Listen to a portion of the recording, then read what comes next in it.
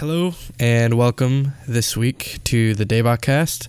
This is a weekly podcast where the three of us come together to talk about K-pop and what's current in K-pop. This week will be sort of a year in review sort of thing. We're going to be looking back on our predictions for 2017, seeing how correct we were. Then we're going to make some predictions about 2018. We're going to do an album review. And also Andrew's list of rest in pieces. So, anyways, I'd like to take a moment to ask anybody who listens every week to please review us on iTunes. We definitely want to climb the list a little more on there as far as podcasts go. And yeah, so as always, I am joined by Nate. Just feel it. Boom. Boom. Is that Momoland? Yeah. It's really good. Listen to it if you haven't. Yeah, it's like old T-ara. Yeah, it's pretty good. And Andrew usually has 3 things. Actually, I have 4 things today. 4 dare things. you. Wow, Cut one. That's a first. No. No, it's not. He's He's done it before, but... Okay, number 1. So I had a gift exchange after Christmas, so like a bunch of like people from Kind of Funny, and my good friend Kyle Stevenson, who's one of the like mods or the community managers for Kind He's the guy with the green beard, right? Yeah. Okay, Yeah. That's what I thought. He got me this shirt that says K-pop and chill. Nice. For like, yeah, I got him a wrestling T-shirt, so it was an even exchange. Though Cool. It apparently is from all K-pop, but whatever. He doesn't know any better. Yeah. Number 2, I am very late. Like, running a K-pop podcast, you kind of like are insulated from like regular music to some degree. So I am very late on the Brockhampton hype train, and I've been listening to a bit of it, and yeah, pretty good surprisingly. Brockhampton is like this. It's the weirdest like they call themselves like a boy band, but it's basically like this hip-hop group where a bunch of them met on a Kanye West forum and then just started making music, and now they're like the most popular. They're headlining Coachella and shit. Like they're that popular. That's cool. Yeah, it's just like really random, just like from all parts of the country. Like there's even some like guys from like Dublin or whatever, but it's a really interesting concept. Number 3 is as of the recording to this podcast or today, I'll go back and watch it later, but there was like the Japanese equivalent of WrestleMania, basically, which is Wrestle Kingdom 12. The reason why I'm mentioning this is that it has like the coolest like main event. There's this guy named Kenny Omega. He's basically like he's not Japanese obviously, but he's basically like straight up, he's like an anime character. Like his character is like straight up like an evil guy. Like he laughs manically. His like whole thing is like he brings a broom out because his like nickname is the cleaner or something like that. So he comes out with a broom. Like his finishing move is called the One-Winged Angel because he loves Final Fantasy and like all this like nerd stuff. He's fighting like one of like the legendary like wrestlers of all time in Chris Jericho for the New Japan Pro Wrestling United States title. The caveat is they're both Canadian. Damn. But no, it's an insane matchup. I still have to go watch it because it literally started at like 2 a.m. So, Nice. And finally, the one thing I wanted to like the special number 4. Jacob has been digging into his ancestry a bit, which is very interesting.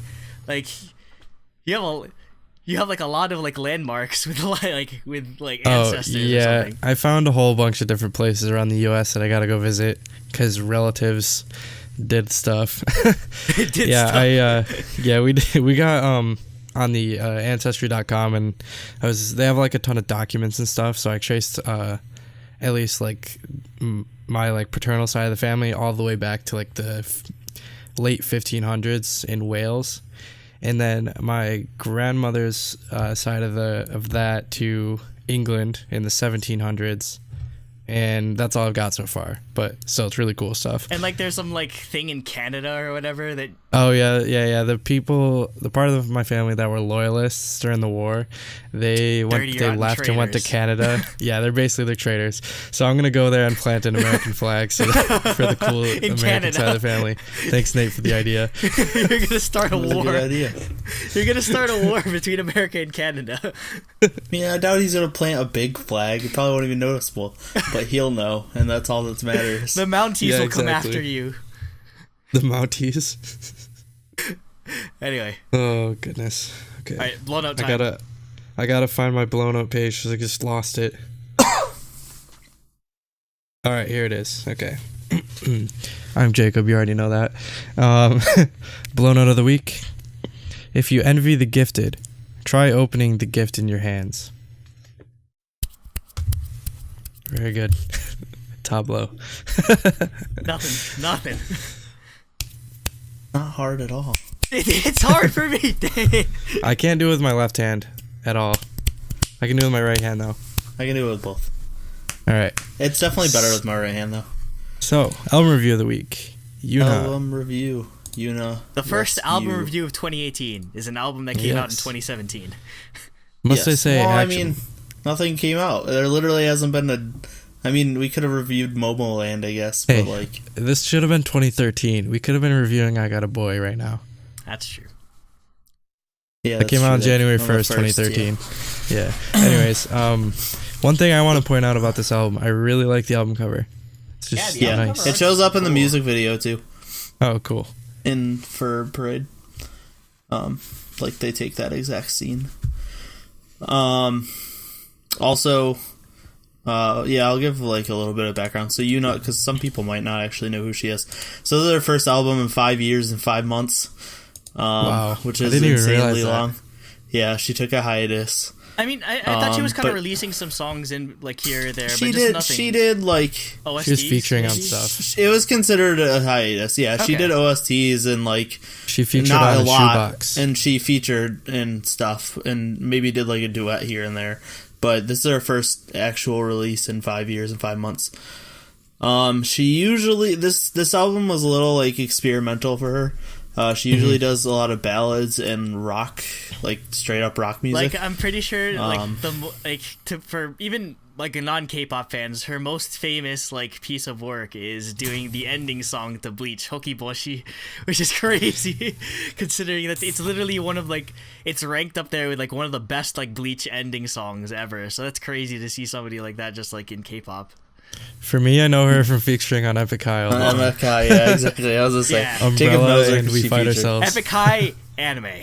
So, and I know her because I actually listened to her albums, like 5 years ago when I still remember her last release before this, which is ridiculous to me that I've been in K-pop that long, but it's been 7 years. Yeah, you were talking about it basically bookended your entire K-pop, or well, I mean, not necessarily, but. Like, but yeah, it's close. Because I found her fairly early, like a year in. Mm-hmm. With so like I said, she doesn't usually do a lot of the type of music in this, but I think it turned out well. Mm-hmm. So the first song is Rescue, which is the title track, but not the single. For whatever reason. This like starts out like a ballad, but then it becomes like a chill electronic song. Yeah, and I think it's a good entry to the album. It's got kind of almost has like trance like music sort of vibes to it, which is pretty cool. I love trance. And you said like this is kind of like a new sort of sound for her because it's again I don't really have much reference. She did not do a lot of like electronica type stuff. Like she was definitely known for OSTs, ballads, and then like her albums were like she's considered a rock singer.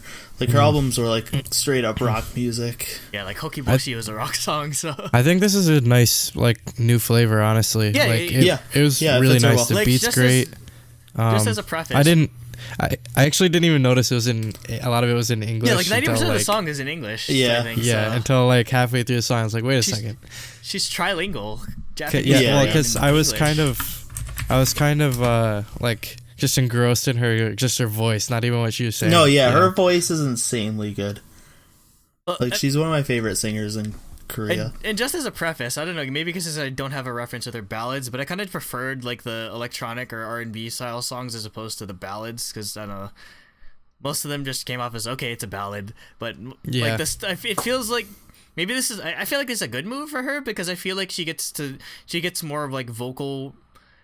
She gets to do a lot more vocally on an electronic song or an R&B song as opposed to just like a typical Korean ballad. So it's a nice move. It's a nice evolution of her sound, I think. Well, I think this still could be considered a ballad. Like, I think the electronic influences definitely add a lot of flavor to it. So I think it's definitely a good direction to go in, especially with a lot of the new directions that electronic music has been going in recently. So, but I mean, trance has sort of fallen off, I guess, because most EDM or electronic music has sort of gone towards tropical or like deep house type and stuff, like that sort of thing.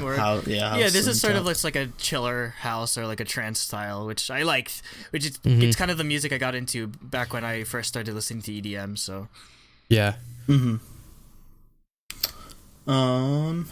Next is Hello, which was the pre-release track featuring PH1.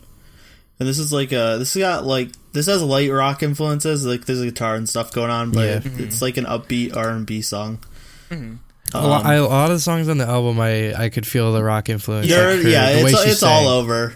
Not as much the instrumentation, but her singing style. It was a bit of a mix. Yeah, it's got the rock influences, and it definitely has that R&B sort of production. Obviously, with Groovy Room producing the track.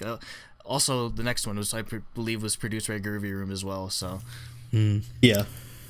But just as a side note with this, like, I like the song a lot because it gives me, maybe it's just anime sort of songs influence, but it kind of gives me like Utada Hikaru vibes to it. Like she has like they both have like that sort of like light rock, almost Japanese, like alt rock type of sound to it, or it kind of reminds you of like Sanctuary from Kingdom Hearts. Kingdom Hearts. It's that same vibe, so I like it. I personally I really like this song, and I also really like the next track, Parade. Like, I think there's a really actually, like, this is one of those cases where I'm like, you pick the right title tracks. I really think she made smart choices on there. So these are my two favorite tracks on the album. Hello is like it's reminiscent of her older stuff too. So like she did do a lot of R&B type stuff too. So this is probably one of the most like similar to her older stuff on the album, I think. Side note, she's under C9 Entertainment now, so that's Baejin Young from 101, Good Day, that's cool. Cheetah, and Eugene are all under. Because her old label, she Eugene got like from SES. SES is under C9. Yeah. Oh wow. What? I just found that out too. I wasn't sure, I just looked at their list on Wikipedia. Because in like 2011, she sued her company because they like didn't do shit. Pay her. I don't remember what happened. They favored her, so her contract got annulled. Okay. And they owed her 100 million. Dang. Won, so 100 million won. Okay. That's like 100,000. Yeah. I was like 100 million USGs. That's a lot, especially for a singer. Nah, it's 100K. Yeah. She sued her company to request the termination of contract due to questionable validity. I don't know what. It doesn't say what. Like what? That could mean anything, basically. But there are probably like stupid conditions in it that like. Yeah, and she's like this can't be illegal contract shit. Yeah. Because that was back in that day when that happened. Okay, next is Parade, which is the title track, which is like a complete departure from what she's used to doing. This reminded me of an Owl City song. Yep. Like it's a very happy electronic, like upbeat, fun. It's got a sick bass part in it. Not just sick bass line, sick distorted bass. Yeah, there's distorted a difference. bass. There's a huge difference. Distorted bass line. But the song's really cool. It's like really fun. I like the MV a lot. Right? Really like it. Yeah, she's really cute in the MV. Just her dancing around. If I had to pick a number one track, this would be it. I really, really like this one. It's really fresh sounding to me. I really, really like it. Yeah, I think this is my number 2. I don't know exactly how to like rank it or whatever, but it's definitely up there among my favorites. But the MV kind of gave me like palette IU vibes. Yeah, it definitely is very same like, aesthetics, that sort of thing. So yeah, I think the album kind of palette. feels that way as well. I guess as far as very like powerful female vocal singers, niche-wise, that sort of thing. Good ballads, yeah. So makes sense. Yep, and that's what she does. She is very similar to IU.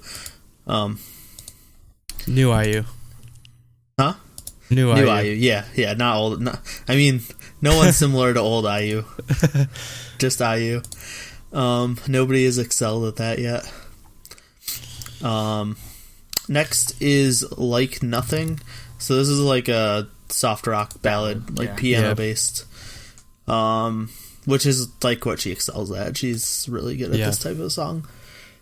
And at the end, she has like there's some belting in it, and she like that's very signature for her. She does that a lot in her older stuff. This is where I noticed that. Yeah, this is where I really get like the Japanese like rock sort of influence from her style of music. Yep. Yeah, that definitely shines in this song. Anything else, Jacob? No, it's a really solid song. I really like it. I know I keep saying that, but like the whole album was pretty solid. Apart from like maybe one or two songs I didn't like as much as the others, but I still liked. Yeah. Really powerful, nice vocals. I don't know who it reminds me of in America, because I've definitely heard like music like this playing in like from like maybe like the early 2000s or something like that, when rock was more popular in like the pop music and stuff. Yeah. Either way, I really like this song. It's a good rock ballad. Her vocals are always good, so I don't even need to say that. So yeah, you know. Yep. Next is Airplane Mode, which is just like smooth jazz lounge type music. One of my favorites. Yeah, I think this is really good instrumentals. Like this one grew on me after I listened to it a second time. I didn't like it the first time. Yeah, I was surprised that you didn't like these two songs, because it's just like I think it's. So I'm gonna actually kind of the next song after that's Foresight Dream, because like I want to compare the two because they're both similar. They're both the same type of song.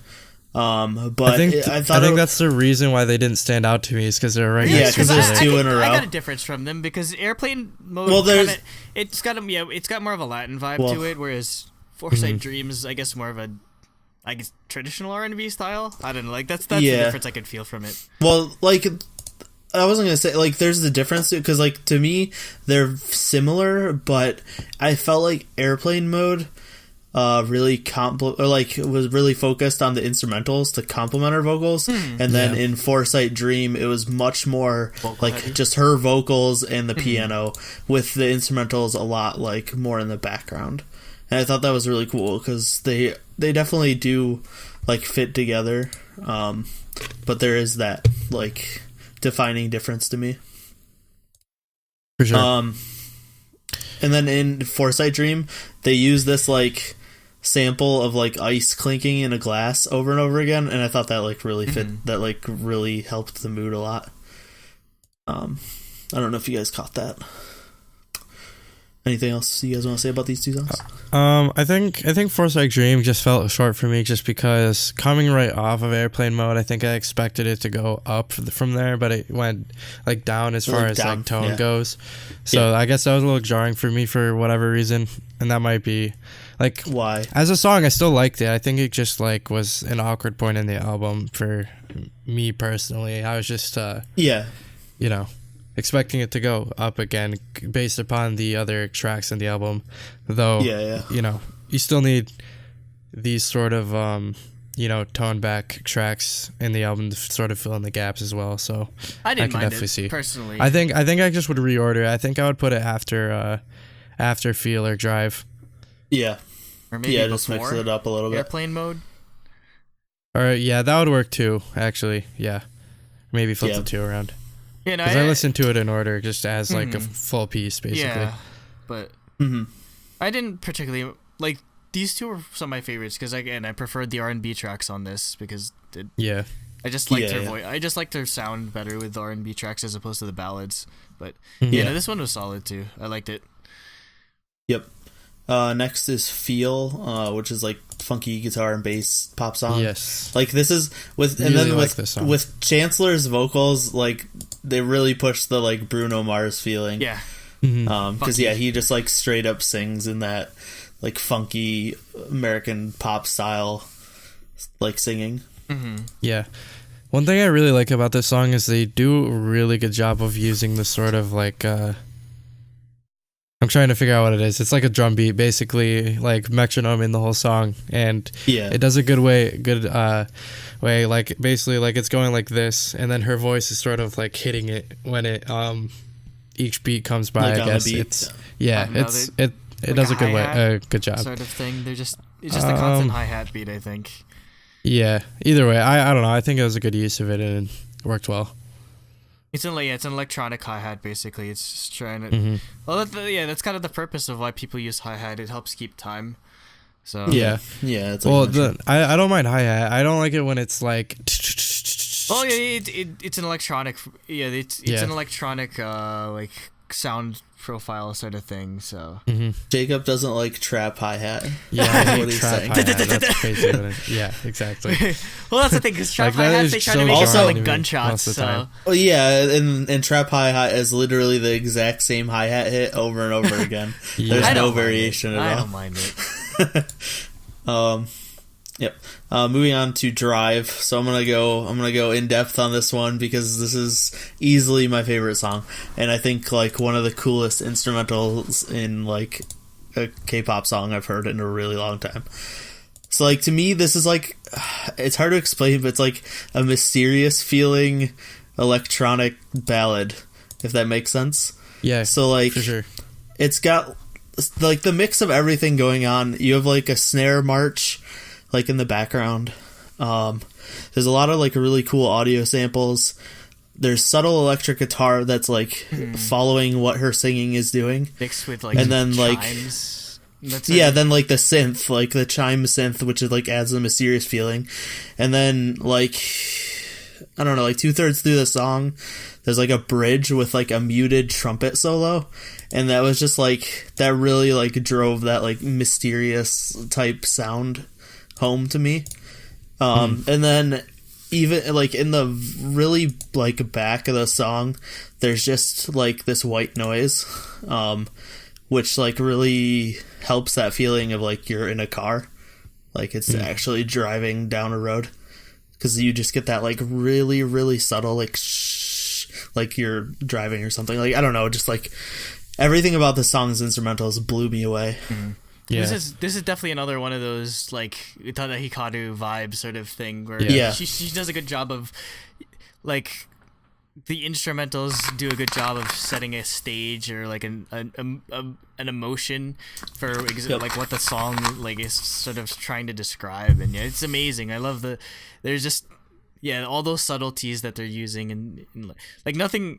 The instrumentals don't necessarily feel too overpowering. If anything, they're kind of they're very minimal compared to like her vocals, as opposed to like a lot of the other songs where the instrumentals are sort of like the feature of the song in a way. Yeah. But yeah, this No, one's, yeah. it's definitely a lot more muted, but it's still there's still intricacy in how they blend all of these different like instruments and samples, all of that together. So it's really nice.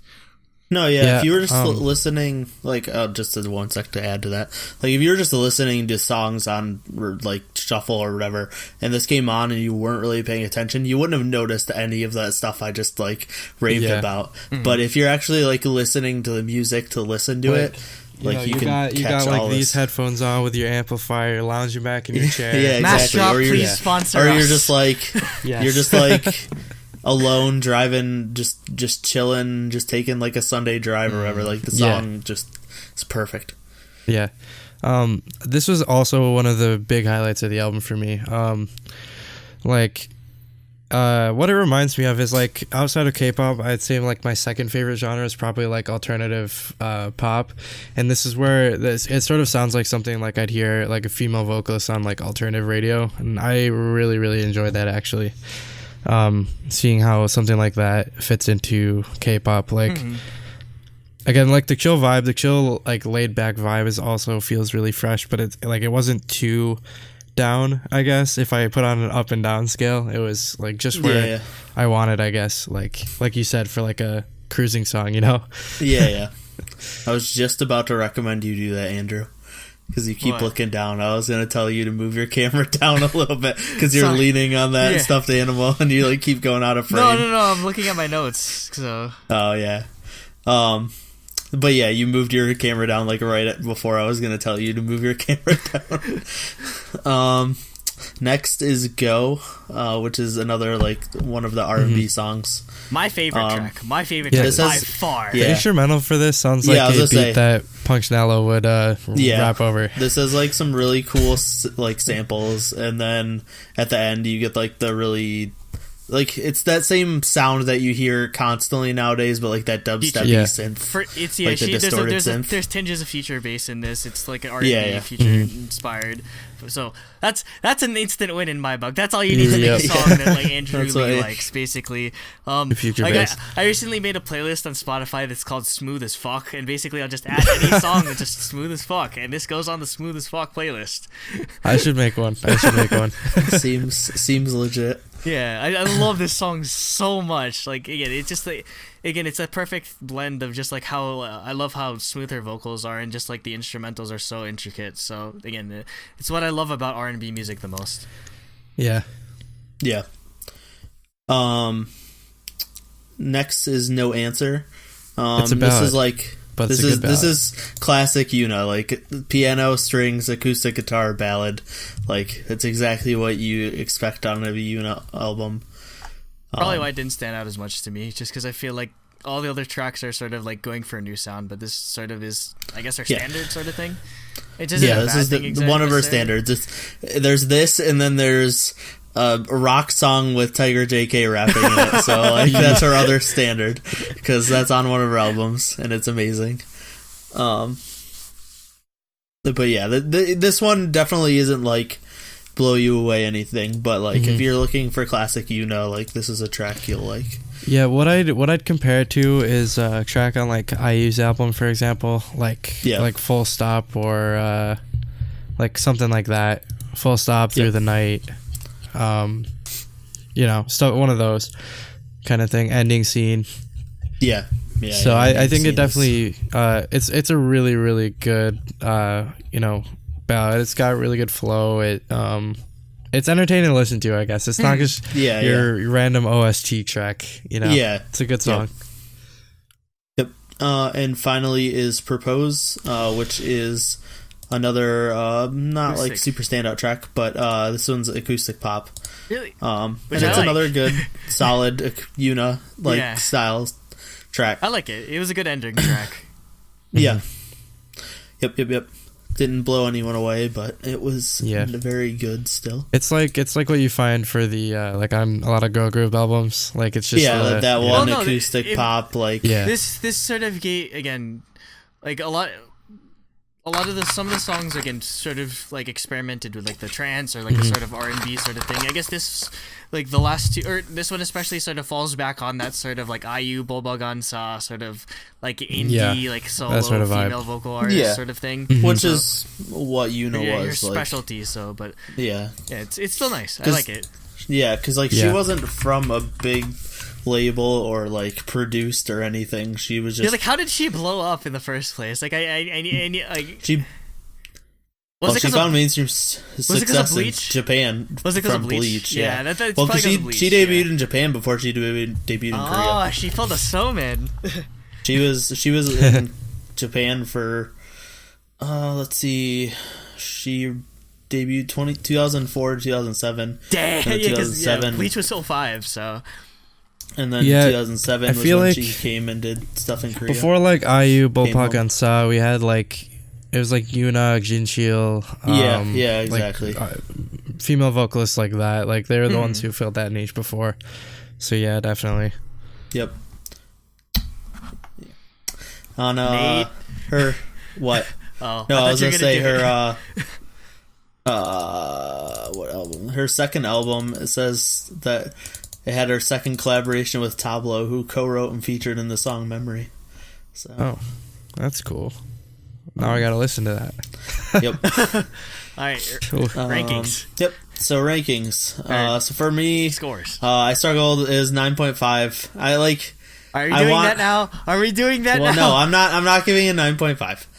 But to me, I wanted to give it a 9.5. But we're gonna stick to our 1 through 10, and so I'm gonna give it a 10, even though I have to. Like, the songs on this album are just so solid, and like, even that like 0.5 that I would take off for presentation, like the songs more than make up for it.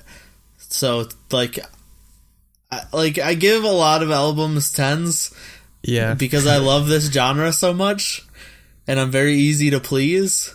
But this is right. like, to me, this is like Palette or I Got Love 10. Like, to me personally, these songs are like top tier 10. This isn't like me giving an IOI group like album a 10 because it's just fun and it fits IOI. Hey, I gave Daya's. You gave like a 9 something. Well, no, I gave it. I think I gave it a 10 because we reviewed the whole thing as one thing, and I would have given like the like main album a not 10, and then everything else a 10. Mm-hmm. But yeah, so like this is like a 10. This is a real 10 for me. Okay. So, I have multiple tiers of 10s because I give so many of them out. It's a hey, Fantano's like light, like it's like light to like, I don't know, heavy or something like that. It's like a light 6 or whatever. But for me, I didn't have that much time to listen to this, to be completely honest, because I've been busy with work. But from what I did listen, this is actually like one of the first albums we've reviewed where I listened to it more than once because it came on in the car this morning. So I listened to it on my way to work, and then I listened to it again this afternoon. Because like whenever I review albums, I feel like I need to listen to it over a couple of days, so it's not just first impressions. Like, I need just like a good 4 or 5 days to get an impression of it. But from what I can, like, I definitely agree with you that this is excellent. Mostly probably because it appeals to my R&B tastes, mostly in particular, and like my EDM or like my future based type of likings. So yeah, definitely it was a good like variety of music, and I feel like all of it sort of still fit very well. Like, I still feel the cohesion in the entire album. Music I give 6 out of 6. Concept I gave 2 out of 3 because like the Parade had a good MV, but I mean Hello and whatchamacallit, Foresight Dream was just kind of like lyric videos. Yeah, nothing else was too interesting, so I get 2 out of 3. Yeah. And Bias Point, hell yeah, she did the ED for Bleach. You kidding me? She did the most famous ED for Bleach. I'd give 2 bias points for that one. I don't even watch Bleach. It's just crazy that she did. It's just crazy, just like how popular that is. Yeah. For me, I would give it a. Jacob's deliberating. Yeah, because he gave it they gave it a 10. I gave it a 9. So it's up to you. It's up to you. I think I'll give it a 6 out of 6 for music because there's 11 tracks, but only one that I didn't like as much. Okay. So I'd still give it a 6 out of 6. And then I'll agree with Andrew on 2 out of 3 for concept. Yep. Because it doesn't feel like an absolute 10 for me, but I really enjoyed it. So it definitely deserves a bias point too, because I like Younha from what I've seen her in, so she definitely gets a bias point as well. So because she was on Epic High. Yeah, she was on 2 of my favorite. She collaborates with Pablo. Yeah. But those are 2 of my favorites, like Umbrella and We Fight Ourselves. Those are 2 of my favorite songs. Exactly. So yeah, definitely. 9 out of 10 for me as well. So that's a 9 out of 10 basically. Truly Daebak. Yeah, truly Daebak album regardless. But hey, I guess we should get to put the shiny start one. For the year. Yep, we get to put the shiny logo on there. Yep. It is definitely a good start for the year. Yep. For album reviews. Don't worry, there'll be plenty of other stuff to disappoint us. Yeah. It's another dumbfounded album. Oh goodness. I'm trying to figure out what the next first... time he's gonna please us. Next time. What was the first song that she worked with Pablo on? Because it doesn't say. It says this one is the second one that she worked with him on. So maybe it was the Epic High. Well, it might have been her. That was in 2008. That was 2000. Let me find it. That was 2008 again, so it probably was. Like she did a song on their album, and they did a song on her album. Or Okay, she well, did they a traded, song. yeah. She was on Umbrella, but then she re-released Umbrella in 2015, like the full song. Oh yeah, That wasn't just like without Epic High, basically. Mm-hmm. Yeah. So yeah. Now, Yeah, Umbrella came out first. wait a second. What? Hold on. Topic 2. Okay, for some reason when I searched Younha, Future, and Young Thug came up, and I was like, why is she on that? She's not. What? I don't know why that came up. Like it was like the third result. So for some much for the not fourth doing- result. Did you wait? Trap beats. It's probably because uh-oh. of Young. It's Yeah. probably because of Young and Young Thug. I don't know. Anyways, Topic 2. topic 2. Yes. You must have not spelled Younha right. No, I did. It's probably the you did? Y-O-U-N. Oh yeah, I don't know. Yeah. Anyways, topic 2, which is we go back and see how much we were right or How wrong with our you were. predictions. Mostly wrong. Mostly Mostly wrong. wrong. Which is I not was mostly surprising. right. Well, yeah, because you're like, SM Entertainment will put out music. No. YG, no. A riskier one. Would YG be won't put out. YG Entertainment will put out music as Will a put out risky music. prediction. That's It's just like, oh definitely shit. risky. YG, no, YG Entertainment. if we put that, YG would literally not release music for an entire calendar year out of pure Yeah, spite. probably. Out of pure Probably. spite. One of my predictions was gonna be that if Blackpink puts out music, it's only a single. One single for the whole year. They I can't do was that like, again. They can't do that. I was We'll like, save they're that gonna for put the next out topic. one single again. It's not one of my actual I predictions. mean, for I next honestly year. wouldn't put it past them. I think they're gonna do But an album I next, thought and about- then they're gonna do what Pull 21 and not have Yeah, another just- album for like 5 years. Yeah. So, yeah. how this is gonna work? Okay, we'll read off.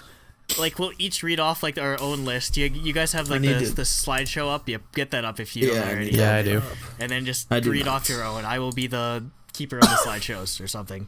I'll move it. All right, so Nate, you're up first. Which account is it on, the old one or the new one? It's on the old one. The old one. It's under. Everything's on the old one. It's under like Not most things. are, yeah. 2018 1/4 episode 52 slideshow. It's like the second slide. Oh yeah. Okay. All right, Nate's Okay. You Nate's want me to go 2017 first? predictions. After I load this slideshow, because it's taking a million years to load for some reason. What is going on? Why is this should never happen? A PowerPoint should never take this long to load. I blame Google. Yeah, Google Slides isn't. Okay, here we go. Ratchet. Card will continue the rise to become the greatest K-pop group to ever exist. 100% true. Correct. Yeah. I mark that as correct. 100% true. That was They- like I don't think there's a truer like prediction that we made in statement. 2017. Like, Exactly. that is like this is not fake news at whatsoever. No. Nope. That 100% happened. Twice will have a long break, then come back with solo projects and subunits. 100% wrong. Absolutely. They never Yeah, got I a know. They never got a break. They I mean, didn't they get a kinda- break. full it was a cool force. idea. They It's got just- the tour. The tour, I feel, because they didn't actually put it in here, but I'm like, what I was thinking was a long break, a tour, and then they would come back with like solo projects or subunits, like Never. the Japan subunit or whatever. They were Like I thought their touring while Japanese releasing debut music, would be like the Japan trio. And it wouldn't do a full group right away. But nope, they just like nonstop put out Nonstop. music and never rested. They had a tour. hype train, They like, they completely debuted in Japan. They're Honestly- doing another Japanese single soon. Honestly, need a I don't break. think the Twice hype train's gonna stop until they're Hell no. No. like well established as like Nope. the girl Like, group. Yeah, I mean, as Let's be honest. I mean, they kind of are already the Which they girl already group. are, Like, no yeah. disrespect to Red Yeah, Velvet. I know, but but- like it's like when SNSD came out with G, they didn't just stop because Yeah, that's true. the They- biggest Yeah. group. you know? Yeah. They They just put kept out coming G, out then they put out O, and then they put out like Run Over Run and Who, Run, and then all and this- then- Genie. Yeah, like Then they Chocolate put out like Love, 5 in a even though row, The FX version is better.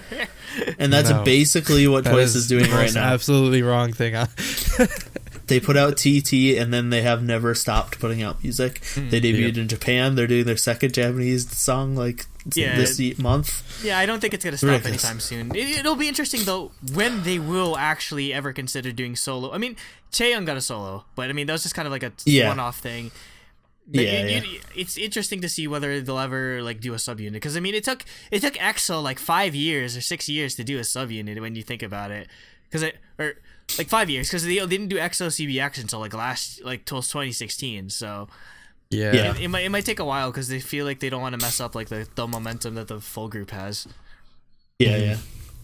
Number 3, Fantagio's new girl group will become huge because of Yoojung and Toyeon. And Andrew marked this correct, and I think this is more of a half right. Yeah. I don't think they became huge. They did not become huge. They were popular. They're not like twice. They're doing popular. They are popular for a debut group, especially out of a company that small. Like Fantagio is not known for having like huge groups or anything. Mm-hmm. I still think it's correct. Wait, though. who's their other group again? Well, Astro and Teen Hello Top Venus. or something? Astro and Hello Venus. Where the hell is Teen Top from? I'm gonna I don't know. Look that up. I don't think Teen Top's under Fantagio. No, they're from like Top Media. I've never even heard of that. Oh yeah, that's true. Yeah, it was Top Media. That's right. Did they set up their own thing? I don't know, but they got that was the company made the name after. Why is their group named after Top? Oh, Andrew, you're the CEO of Top Media. What? It's called Andrew Lee? Andrew Lee? Yeah, it's Andy Lee from I should probably start Younha. listening to Teen Top since I own the company. Oh, it's Andy. No, yeah, it's Andy. No, That's right. No. I refuse to be, like, that's a huge pet peeve of mine. If anyone calls me Andy, I calls just Andy. No, yeah, that's Andy from Shinhwa. That's like famous Andy. But no, yeah, they just had Hello Venus was literally their only group until 2016 when Astro debuted. And Hello Venus was half of their group because it was a project group between two companies. Yeah. Until it split off, and then they lost Yoonjo, which is why she's on the unit. Ooh. I see. Fantagio's are originally like movies and stuff. Yeah, Fantagio is 100% an actor company. Yeah, and it's only recently that they started getting popular in like music. Yeah, which is why they started more. Yeah, that makes a lot of sense then. They were like, let's do this thing with for Hello Venus, which was actually with Pledis. Because I think last I checked, Ong is under Fantagio, and I'm pretty sure he like. Is he originally being an actor? Yeah, he had some. I don't know if he was originally an actor and then went into being an idol, but I know he has some like acting like credits or something or like he was in like I don't know some drama or something. But yeah, so I they definitely do have roots in like film and television as opposed to music, but they just blew up a lot because of Produce 101 basically. Yeah. Next is After School Will Disband, which Andrew put correctly as half right. Half right. Because they haven't officially disbanded, but they're gone. Years. They're gone. Yeah. They're 100% gone. It's just like, Orange Yeah, there's... Well, I Orange made Caramel's this... even gone, too, because Lizzie... I was going to say, I made this because Lizzie called out the CEO for saying they're not letting us do anything until our contract runs out. That's true. And that happened in 2006, the end of 2016. And they still haven't disbanded, so I guess their contracts still haven't gone up, but they haven't done anything. Do you think YG has room for them in the dungeon? They're not in the YG dungeon. They're in the we want to leave the company, but we're stuck in the contract that we can't break dungeon. They're in the Platus dungeon. I think Nana will stay as an actress. She's too popular. Yeah, they have to keep her in some capacity. Yeah. But then that's all she's been doing. She's just been doing I mean, Nana, I don't know how about now. I never see her anymore, but she was like Suzy level, like popular as far as. No, yeah, she's still popular. Yeah, I never see her around on like online as well. I know she does like a crap ton of like CFs. Like that's all I think it's just. I think she's just out of the news right now. It must be. She just like a ton of modeling stuff of like. She still does a lot of modeling, athletic stuff. Yeah, for athletic clothes and stuff. Yes, because she's Nana. Yeah. Next, Produce 101 will be bigger than Produce 101, which was correct. Sadly. Although we're still getting a girl group one after this anyway. It didn't fail miserably or become so popular that they did another boy group one.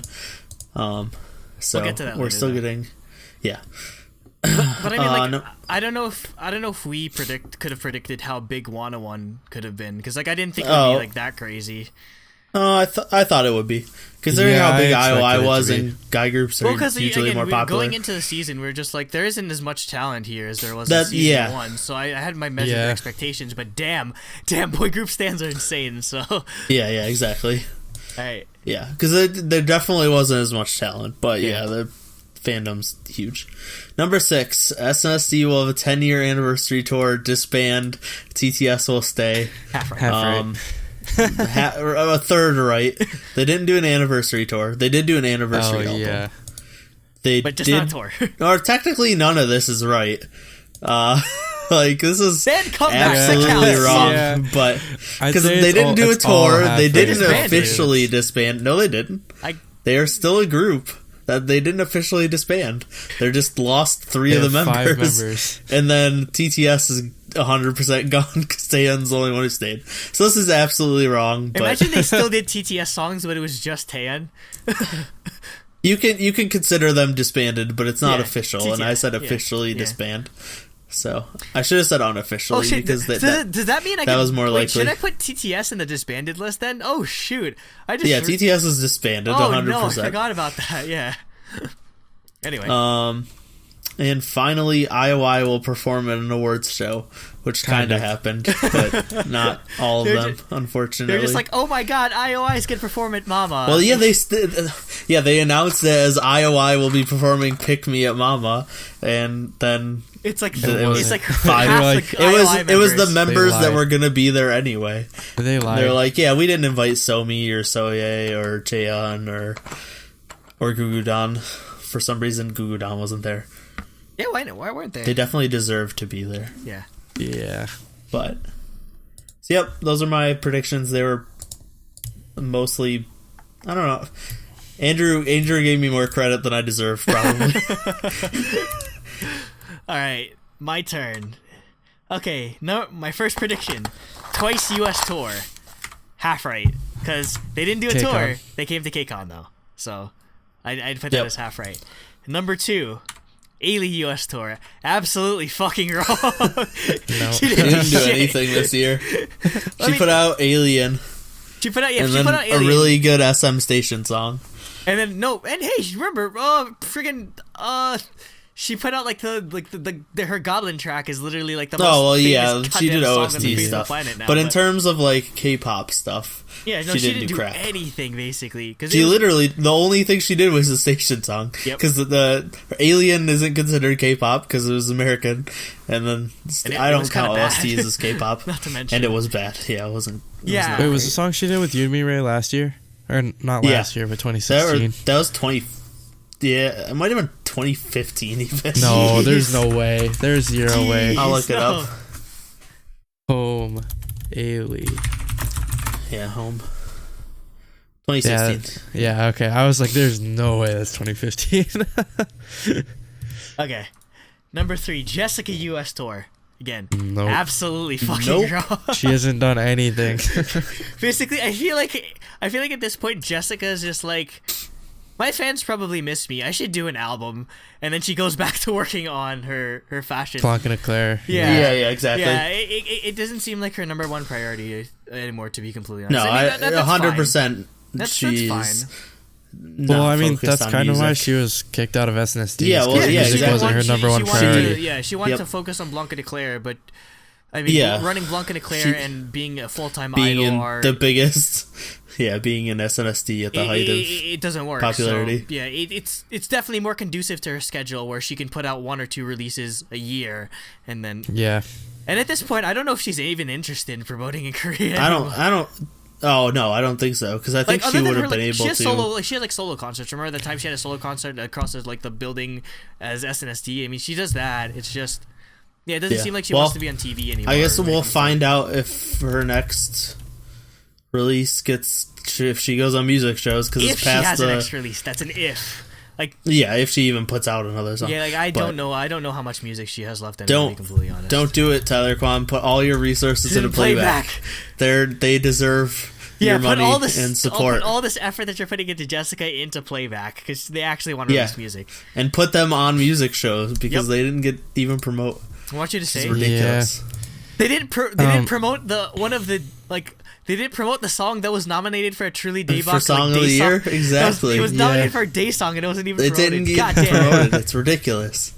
All right. Game you, Tyler Kwan. Number 4, Dean will perform at KCON. Well, I marked this half right because he didn't go to KCON. Didn't you skip your number 3? No, didn't you? No, we didn't. Jessica. Oh, you Jessica, did. yes, you were. Yeah. Sorry. So. No. Dean didn't See, perform. What? I read that as Jesse. Hey, Jesse did have a U.S. tour. I went to it. Yeah. Dean didn't perform at KCON, but he did have that Club Eskimo thing, which I missed because of Card. But worth it. yeah, I guess. Even though you saw Card again, so you could have back. seen. No. He's coming back. Yeah, he'll Club be. Eskimo's Yeah. like a Both thing. of them will be back. Yeah. Number 5, Red Velvet will have multiple all kills, which I believe Yep. is correct. I marked that as correct. Like, I'm pretty sure. Rookie. Yeah, they Rookie did. and Red I looked it Velvet up. both had, I looked it up. both They had- did. I'm not sure Yeah, about Perfect Peekaboo Velvet. didn't. Peekaboo didn't. But the other two did. It was a busy season, but yeah, they did have multiple all kills, and I mean, I feel. Also, Peekaboo isn't nearly as popular of a Yeah. style in Korea than the other two. I feel like 2016 was sort of like where they had a breakout song in Russian Roulette, Russian but Roulette. it feels like 2017 was the year where like they kind of like broke out as a group where like everyone was like, oh shit, Red Velvet's like really, really good. So Well, Yeah. that part of I it have is a feeling Russian since Roulette they came out in did- like mid-October. yeah, that's So true. like it was right near the end of the year yeah, anyway. so Kind of they've been- started this yeah, rise. They've been on a huge rise over the past year. So we'll see if they're definitely like the number one like girl group, at least in my eyes right now. Over twice. I'm really glad because I was super hyped when Red Velvet debuted.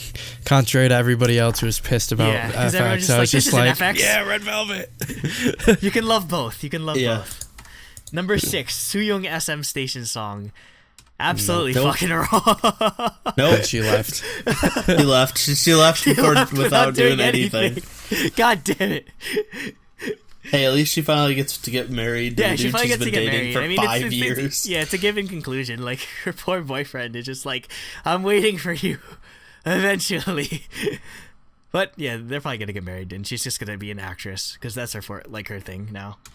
Yeah. Yeah. And finally, number 7, Wonder Girls will disband, which literally Yep. the same day that we filmed that topic is when Wonder Girls disbanded. So I Yeah, it was Yeah. imminent. had like Yeah. Nostradamus. Like, thankfully, none of my predictions came true today. So like, we would have had to do an emergency topic or whatever. But yeah, this one was actually correct, which is weird. All right, that's it for me. I did okay. All right. I only got like 1 or 2. Jacob was mostly correct. Look at this first prediction. Dude, This- did I look at really this say isn't this? even a Card- prediction. Did I really Card say will have this? a comeback. Yes, you did. The sky this is is blue. this. Yeah, I need a exactly. fact Korean check on food this. is Did I really spicy. say this? This is like this is why you were mostly correct. No, 'cause you I had, think like, I must have predicted the time that they'd have a comeback. No, like, Maybe. all you just said is just like Card will have a comeback and they'll do well. Like I went back and listened to it. I'm just like, So no you basically did SM Entertainment will put shit. out No music. shit, Sherlock. Okay, I think only Onana was out at that point. No, that's yeah, probably only why. Yeah, this Onana was- was this was- out. this was But of pre- course they're gonna this put was out a pre- second This song. was pre Don't Recall. So yeah. Okay, I have no idea what I was talking about there. Then I'll have to listen to it again. But yeah, but it's Um, obviously correct. Yeah. Yes. So second is the continued rise of 4th and 5th generation groups, and that Blackpink would get an album. Half right. Because Blackpink did get. Because Blackpink got a Blackpink single. did not get an Blackpink album. did Hey, some people want to argue that the Japanese album counts, but I mean, No Nope. BS. Not- That's not that's even just close. square one. That's just square 2 plus as if it's your that's like last. square 2.5. Yeah. Yeah. No, square not 2 even Square a quarter. 2.5 HD remix final. 2.5 HD Yeah. remix. Yes. God. All right, 3. YG will debut a second girl group, and it'll be the female version of Winner. That was wrong. Although Absolutely it's wrong. rumored to still happen this year, so Like, Well, yeah, you can because just carry that I was over. waiting because for the other Blackpink half totally of can Pink Punk. Blackpink can totally compete with another girl group in YG, considering Well- how well he supports girl groups. Well, the thing Considering is, how well Winner and Blackpink was Icon a- are. yeah, that Black- too.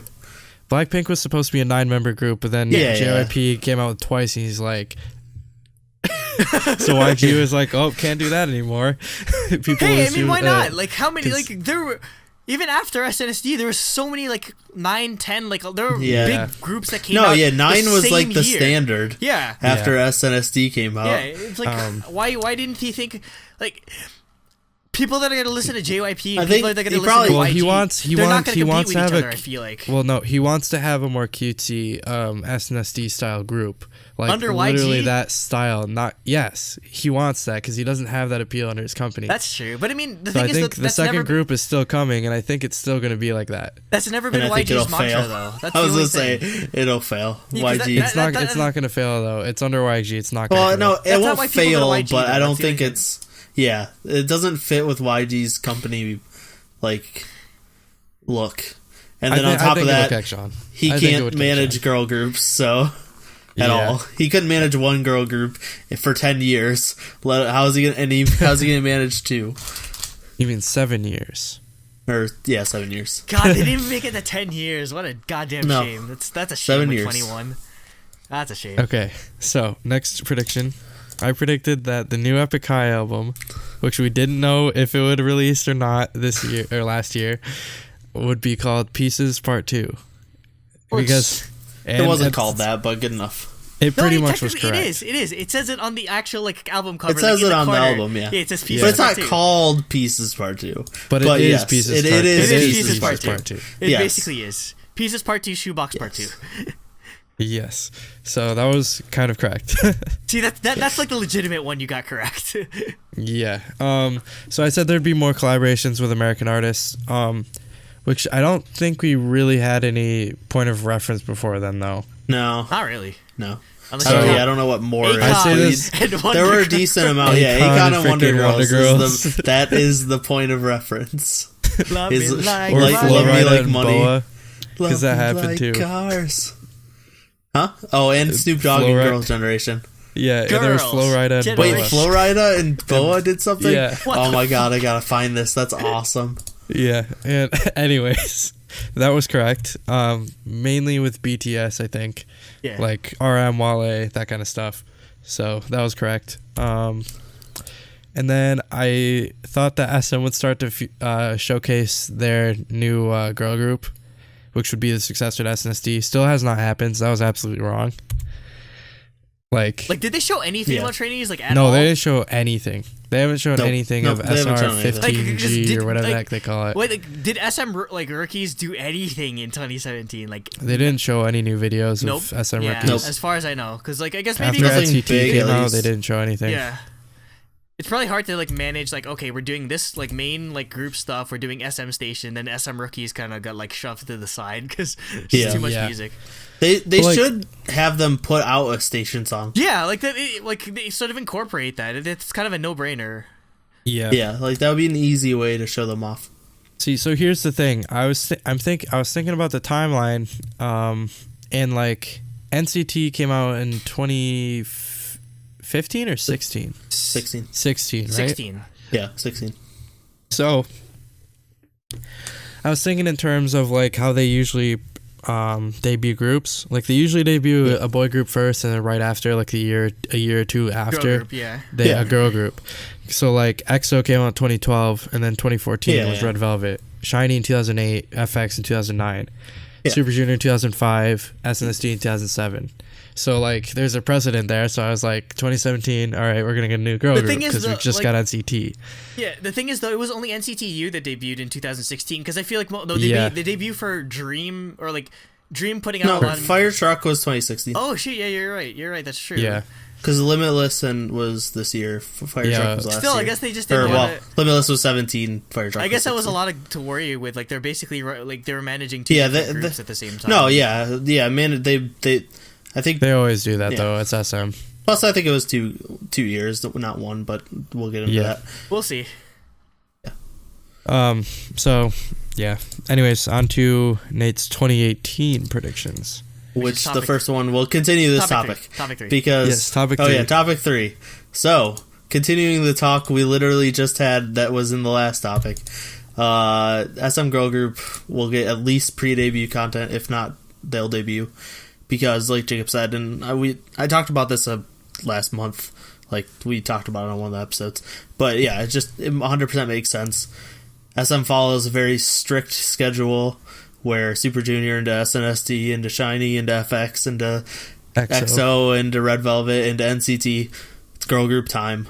It's been 2 years since NCT debuted, so girl group is imminent. Please don't be NCT girls. I just want a real girl group.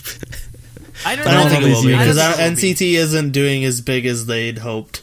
So I think it'll be more standard girl group, and I think it'll be more on the cutesy side. Yeah, I think it's definitely going to be an SNSD successor. Like Into NCT, the New World start SNSD NCT cutesy is more innocent of the, stuff. MCT is definitely more of the experimental as opposed to like an EXO big style. Yeah.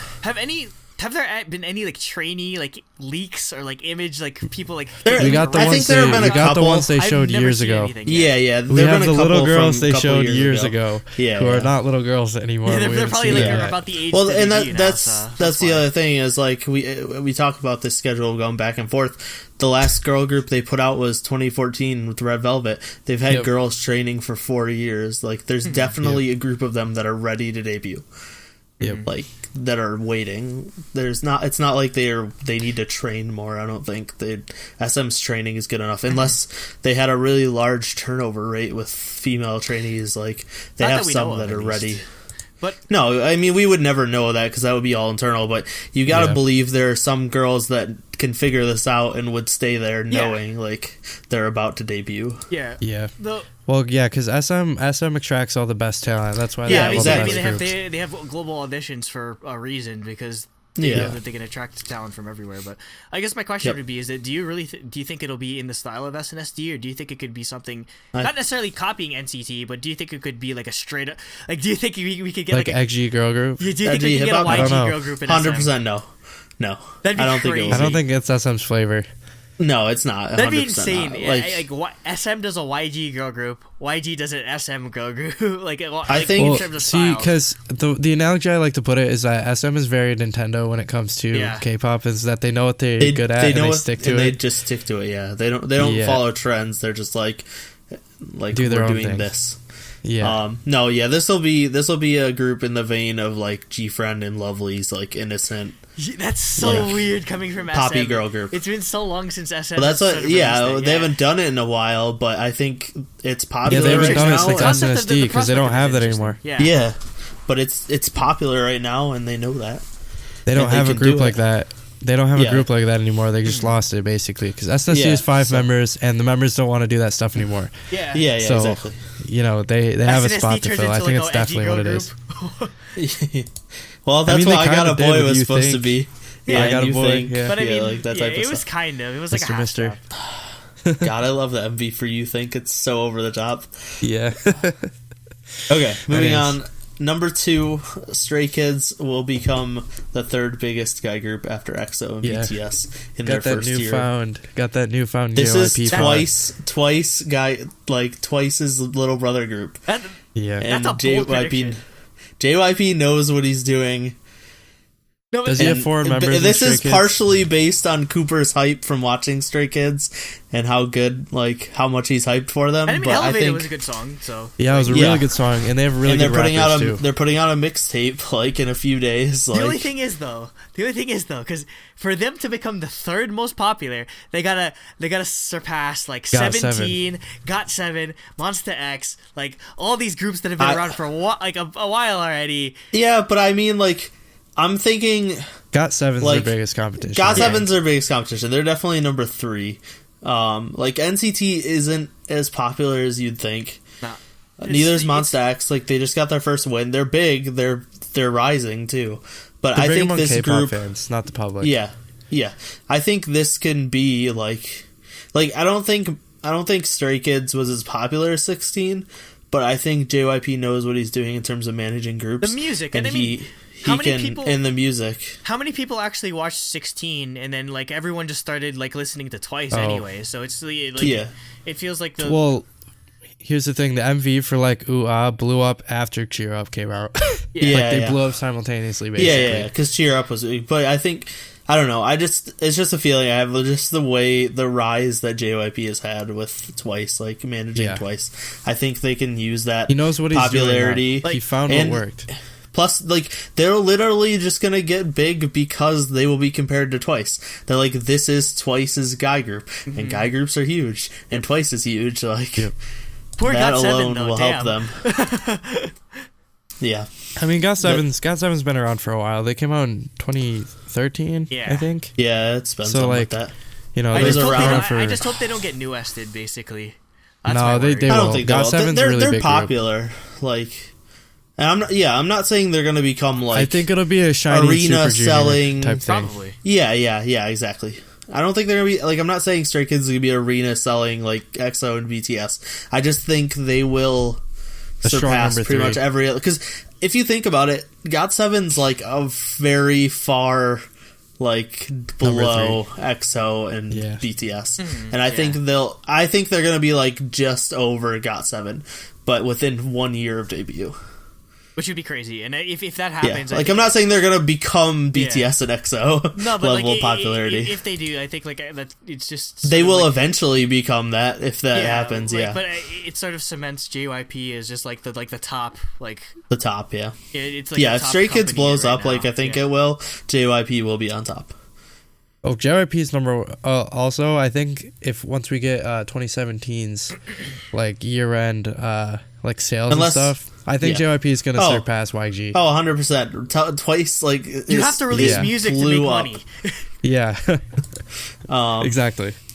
the only way that JYP doesn't, if Stray Kids blows up, JYP doesn't top SM, is if SM's new girl group blows up even more. That might happen. Well, that might like happen, to be seriously, completely all honest.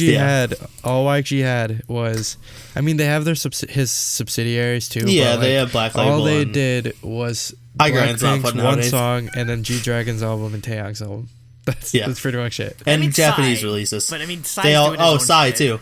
But Yeah. But yeah, Psy's he making wants his to own. leave, if anything. Psy G. Yeah, I wouldn't. Yeah, Psy's going to make his own label. He doesn't of, need like, YG at this point anymore. No, he never no, needed he YG doesn't. to be completely honest. No, he never Well, did. I don't know. He I was blew up surprised. after he joined YG. Is the thing. Was Gangnam Style under YG? was released under YG. Oh, was it? Okay. Yeah, it was his first thing under YG, and then he blew up. Yeah. And then he's he like, didn't- shit, he I didn't shouldn't have need it. joined. Like, I I feel should have like- figured, because he produces all of his own music, so like Yeah. he could have put that out under his own label. Here's what happened with YG in like But he probably didn't have 2011. much money. In 2011, YG's like, okay, we want to bring in outside artists. So Yeah, they yeah. got Epic, That- they got Tableau, Epic and then High Epic and- High joined, and then Psy, and then also Genu Shan, and they had those. Yeah. So yeah, that's They got what Sex happened. Keys basically. now too. What? Sex Keys. Oh yeah, they have that too. Okay, we'll move on. Number 3 is a pretty safe one. Dreamcatcher US tour. They've really done hope Europe. so. They've done South America. I will be They've shocked done if this doesn't Asia. happen. Like, So absolutely if they do shocked. not come to the US at all, I'm flying to it like doesn't make any Thailand sense. or something if they don't go there. I'll dress up as like the queen or the princess or something. You yeah, dress this- up as Soren. we don't need too much more deliberation on that one. It's pretty obvious. Yeah. Number 4 is a little vague just because it's kind of subjective, but I just think Super Junior will continue building their popularity with their variety show that they're starting and then new music. I think Play was a good comeback. Like Black Suit was a good way to come back with them all coming back from the army. And I think it helped teach a lot of the new fans that this legendary boy group is still good. Mm-hmm. And then Heechul's just killing it on Knowing Bros. They all went on a bunch of different variety shows and did really well. Like Weekly Idol was really good. They all went on Knowing Bros as a group. And now they announced that this year they're what is the label?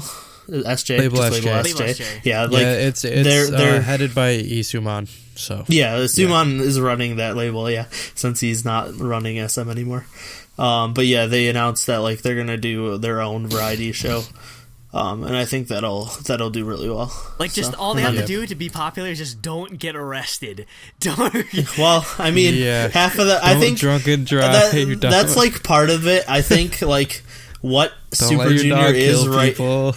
Yeah, that so sucks because that was like that's not really his fault. Like it was his parents' dog it was too. an Like accident, he wasn't. basically. It was an accident. It was his parents' dog. It wasn't even his like personal dog. Like it was his family's dog, and they had just come back because right now Super Junior like Black Suit was filmed with 7 members, but if you notice there are 6 everywhere because Shiwan. Is it Shiwan? Yeah, I was gonna say it's one of like the most popular members too.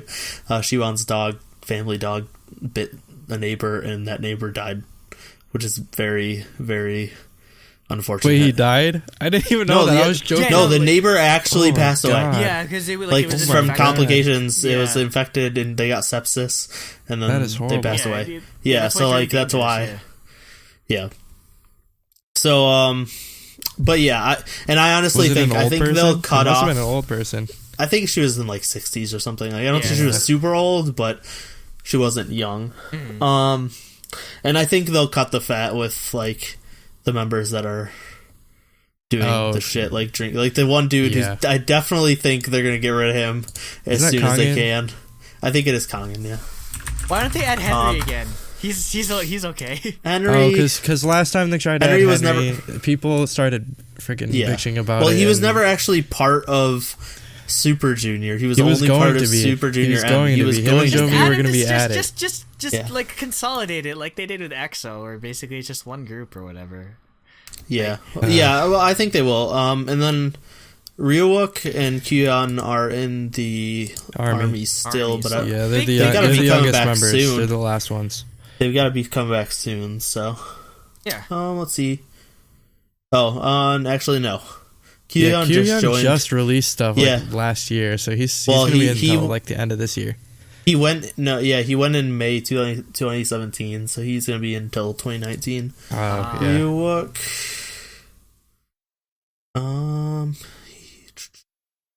It doesn't actually say. There's a section titled Solo Debut and Military Service, but it only talks about his solo debut. Oh, shit. There's literally no info about his military service. But his solo debut was in 2016, so yeah. He's probably in there now, so. Yeah, he enlisted October 11th, 2016. So he'll be getting out at the end of this year. Okay. Right, So cool. yeah, I think Super Junior right now with the 7 of them is like a good group, and I think they'll do well. Yeah. Even if Shiwan doesn't come back, like the 6 of them, that's like the highlight. Like, to be honest, like that is the highlight. Plus Kyuhyun, I feel like is Super Junior. Well, Kyuhyun is their best vocalist in my opinion. Yeah. I like him the best. Him, Ye-sung, and Ryuwook are Cry or whatever, Super Junior Cry. Yeah, Cry. Yep. They're 3 best vocalists. They definitely need back. Because all they have is Ye-sung right now. We need Super Junior Happy to come back. Oh my god. Cooking is amazing. Or how about Super Pajama Junior Party? T? Super Junior Super T, where Junior they T? make trot music. Yeah, that was the only one Heechul was part of. I don't know how is Heechul not in Super Junior Happy. Like that blows my mind. I think it was when he was. He must have been in the army when they did it. Because I can't imagine Heechul in the army. Like, how could you? You can have females in the army. No, not just that. Like, how could somebody that's literally like can't stop cracking jokes, like a 15-year-old operate in like the most serious environment? He was. Oh no, actually, I remember they made a joke about that in Knowing Bros, because he said he was part of just like one of the public works offices or something. Like he wasn't actually an army person. Yeah, like, he just did public service because they have the option to do like police work, because that's what Top was gonna do. He was like a policeman or whatever, and like he was just some like public servant part of as his option. But yeah, I think that they'll do well. And number 5. Produce 48 will do better than the unit Mix 9, and I'm not saying just ratings, because I think obviously it'll do better because those are both on cable channels. The group will produce will be more popular. Like I think, and just like in general, in terms of like public awareness and popularity, and then it'll do better than Mix 9 in the unit, but not as good as Produce 101 or Produce 101. Yeah. I'm still interested in it though. No, yeah, I'm definitely gonna watch it. This one's a boy back group. to girl groups. No, this is a girl group. Girl group. Oh, it's a girl group. And it's remember, AKB48. Well, I know, but I thought girl somebody group. said No, earlier that they were going to it's do another boy group or AKB48. something. AKB48 is strictly No, girl group, so. I was saying I wouldn't have been surprised if like Produce 101 was huge if they did another boy group. No, I see. it'd be overshadowed. They're It'd be doing another overshadowed by girl 101. I think it's a good idea to go back to a girl group because there's no more IOI. So Yeah, all the IOI fans You think can, they'll get? can migrate. You think they'll get people who are on Produce 101? I wouldn't be surprised if they. I don't know if they let him. I wouldn't be surprised. I mean, like, there's a bunch of them on the unit and mixed line right now. And hey, they were on like Idol School and stuff like. In Idol School, yeah. Like how, like $5. People $5 have just been Natty is on the jumping. show. Like how much you want to bet Natty is on this show? If she stays in the industry, maybe. Yeah, that's true. I feel like why isn't she being What if- accepted for now, anything? God damn it! The Natty's real blow me away moment is if Somi is on this show. Yo! If they put Somi on No, Produce don't do 48, that. she would blow everyone murder away. it. She's gonna be the main Exactly. vocalist of a 48-member group. That'd be insane. So So that me would doing be heavy hilarious. rotation, I would if die. they announce I would die. Somi, that You would know be they're doing. hilarious. You know they're doing the Korean version of heavy rotation for AKB or for Produce 48. You know it. Well, I don't know if it's actually like. They're partnering with. Is it? Are they partnering? Yeah, Okay. it's a partnership between the two companies. So. Well, it'll definitely be part of the. So there'll be some. There'll be a fair amount of Japanese trainees too. So. Yeah. Well, yeah. They said it was going to be more global based. So Oh, cool. More foreign trainees. Okay, we can move on to Andrew's. All right, number 1 for me.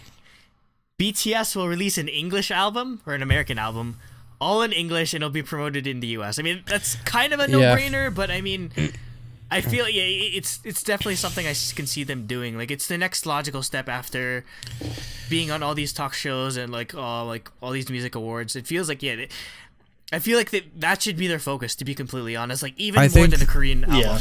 They definitely need to, and I think it's definitely going to be one of their best-selling albums. In my opinion, I really think it will be. Like right now is good, but remember, like SNSD was on a bunch of like American like shows, and like they were on Letterman, they were on like the YouTube whatever awards and like that sort of thing. And then after that, they stopped showing up. Like for BTS right now, it's now or never. Like if they don't take advantage of this, it's not gonna come back. Yeah, you have to commit. And the thing is, people are scared too because of what happened with Wonder Girls, but I think Wonder Girls was just at the wrong time. I know the song was trash. So well, Like Money wasn't their first thing in the U.S. Oh, It that's was Nobody, which was on the top 100. which is which is a very good song. Everyone, like people that don't know K-pop know Nobody, but I mean, it's just like I guess it's just kind of weird. Where like, well, you know how K-pop music is kind of like 3 years behind American music in a way. Like it just felt like it didn't fit in the landscape. And I mean, Wonder Girls had that. Then they had like the Wonder Girl special on Nickelodeon, and then oh my god, I saw it on TV when I first got into K-pop. We need to do like a live show. Like we need to do like a watch along of that one day or something. JYP is in that. It's like he so acts random. in it. Of all the K-pop groups that you think would get like a Nickelodeon special. He's their manager or something in the movie. So like in real life, it makes sense because in real life he's the producer. I mean, he's not their manager. Okay, then maybe that should have been my prediction. BTS will get a Nickelodeon special featuring. Oh no! Oh my god! Yes, that'd be such a wrong move. I think. I want to see BTS get slimed. And then they're just like they're like everyone's just like speaking English, even though like I know they're not. Just like they're forcing themselves to speak English, which I think they have to do because they have to be able to give interviews in English, like because I feel like it's important. It can't just be Rapmon just doing everything. They have to all be like focused on that. Yeah, well, the thing is, Wonder Girls actually did speak English already. Yeah, for the most part, except for Sunmi. Yeah, yeah. I think Hidden was in the Nickelodeon movie, and she's fluent. She like studied like translation or whatever in college or. I don't think Sunmi was gone by the time the movie came out. Yeah, she was. Hidden was in the. It was the 5. Yeah, it was the 5. Yeah, it was like around like this. So yeah. No. Yeah. Wait, hold on. I'm looking it up. Continue on. Yeah, it was the 5. Okay. Yeah. For some reason, I thought it was 4. I was forgetting what movie. Yeah, it's. Oh, I went back. No, number 2. Because Sunye was still in the group. Yeah, Sunye was still Yeah, in the there's Soyi, Sunye, Yeon, Yubin, and Tatum. Yep. Okay, number 2. Kind of an obvious one, but I feel like Jonghyun will get some type of tribute at the Winter Olympic Games, which we're about like it's in a couple months, right? Yeah, it's just like a month and a half away right now. So I feel like again, I feel like K-pop is definitely going to be an important part of it, and I feel like with it being so recent, I feel like he deserves some type of tribute, especially since he was probably going to be involved in the Olympics. Like that's one thing we kind of didn't like go over. It's that I feel like one thing Korea is dropping the ball if they don't heavily incorporate K-pop into because that's what they're known. That's their main export. Like not even joking. Exactly. That's their main export. It's not kimchi. It's K-pop. Yeah. It's main cultural export for the younger generations. 100%. Yeah, that's basically if like the whole. And point you want younger generations to watch the Olympics. Yeah, the whole point of the Olympics is not like with sport, but it's also culture. And if you want to expose like young people to like what Korea is all about, it's definitely you gotta incorporate K-pop. So it definitely feels like some type of tribute will happen with Jonghyun. All right, number 3. SM will debut a new girl group. I think they debut this year, so yeah. Yeah, I think so too. I think it'll be in the summer though. I had that in my summer prediction. or later. Yeah. You just didn't write it down. Yeah, but I said the pre-debut or debut. If they don't debut, it's like either like shit or get off the pot, like because they're literally. It's a long time coming at this point, so like they better. Yeah. Number 4, Luna will perform at KCON. The entire group. That's my KCON LA specifically. I know it's kind of an outside shot, but I mean, I feel like Luna's much like Dreamcatcher are like that type of group to be like popular enough in America that they could warrant being at KCON, but not popular enough to have solo concerts. So I feel like KCON would be the perfect sort of thing. And I mean, like it feels like, Blackberry sort of like, I think they had like their like debuts on Mnet anyway or something like that, so they definitely have a relationship there. Yeah, I mean, it all comes down to when they actually debut. It has to be soon. Because if they don't debut, it's the first. It has to be within the first quarter of 2018 because there's only 2 members left. Yeah, but then they could do subunit stuff. Oh yeah, there's gonna be subunits. So I mean, like by maybe the middle of the year. Yeah. Yeah, but that's what I'm saying. Like, if they don't debut till July, I don't know if they'd go right away. We'll see. Like, I don't know. It depends. We'll see. I think they might pull a card, to be completely honest, when it comes to Luna, because they're definitely more popular around like internationally when it comes to fans than as opposed to Korea. I mean, card went, so that's a good point. And that was right after their debut. Number 5, there will be a Korean adaptation of Love Live. Which is probably my craziest prediction, but I feel like it's the strongest one. This is like 2018 will be the year of Nico Nico Ni. I know like Real Girls Project / Idolmaster wasn't as popular, but I mean, Love Live is a phenomenon when it comes to like anime and like idol sort of like virtual idol sort of things. Like Love Live is ridiculously popular. Like my friend from college who he's Love Live trash. I introduced.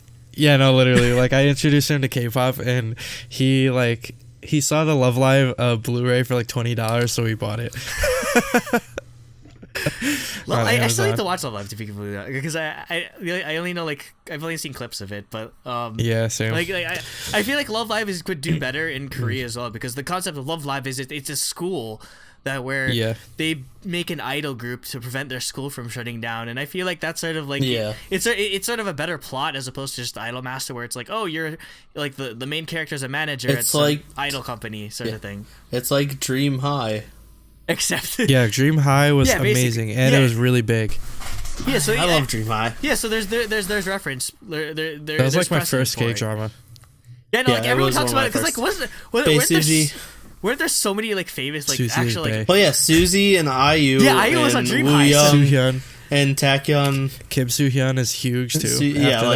Like all of them are insanely big. Like but it's Suzy's the main character. So like. And then IU's one of IU and Woo Young from 2PM. IU was fat until the end. Yeah, IU wore a fat suit for most of the show. Oh, it was adorable. IU. I need to watch it. Yeah, but if I was to cast anyone, obviously Nico Yazawa has to be Momo. Like the only person that I don't know if would God, Hichol would. He'd promote the crap out of it on Knowing Bros. Hichol would have to be in it too, just for just like a cameo or something. He's a teacher. He's one of the teachers. He's the teacher at the high school that's in love with Momo, or like with Nico Yazawa. Is the teacher in love with Nico? Yep. In Love Life? Are there really? I don't know. But okay. But Nico's definitely. Because then, yes, Hichol would have to play that character. I know people are gonna fight. People are gonna fight me in the comments, but like I know Nico's the most popular one, so I feel like whoever has a crush, if there's any boy character, that should be played by Hichol. No, if anything, I don't think there are any boy characters. I think it's a all-girl school, isn't it? They just fall in love with each other, so. Okay. It's that kind of anime show. It's that kind of show. Why do you think it's popular? Anyway, that's my predictions. Jacob? Yep. You're up. Okay. All right. Number 1. Here, Jacob's The Sky is Blue prediction of 2018. This is so obvious. Okay, number 1.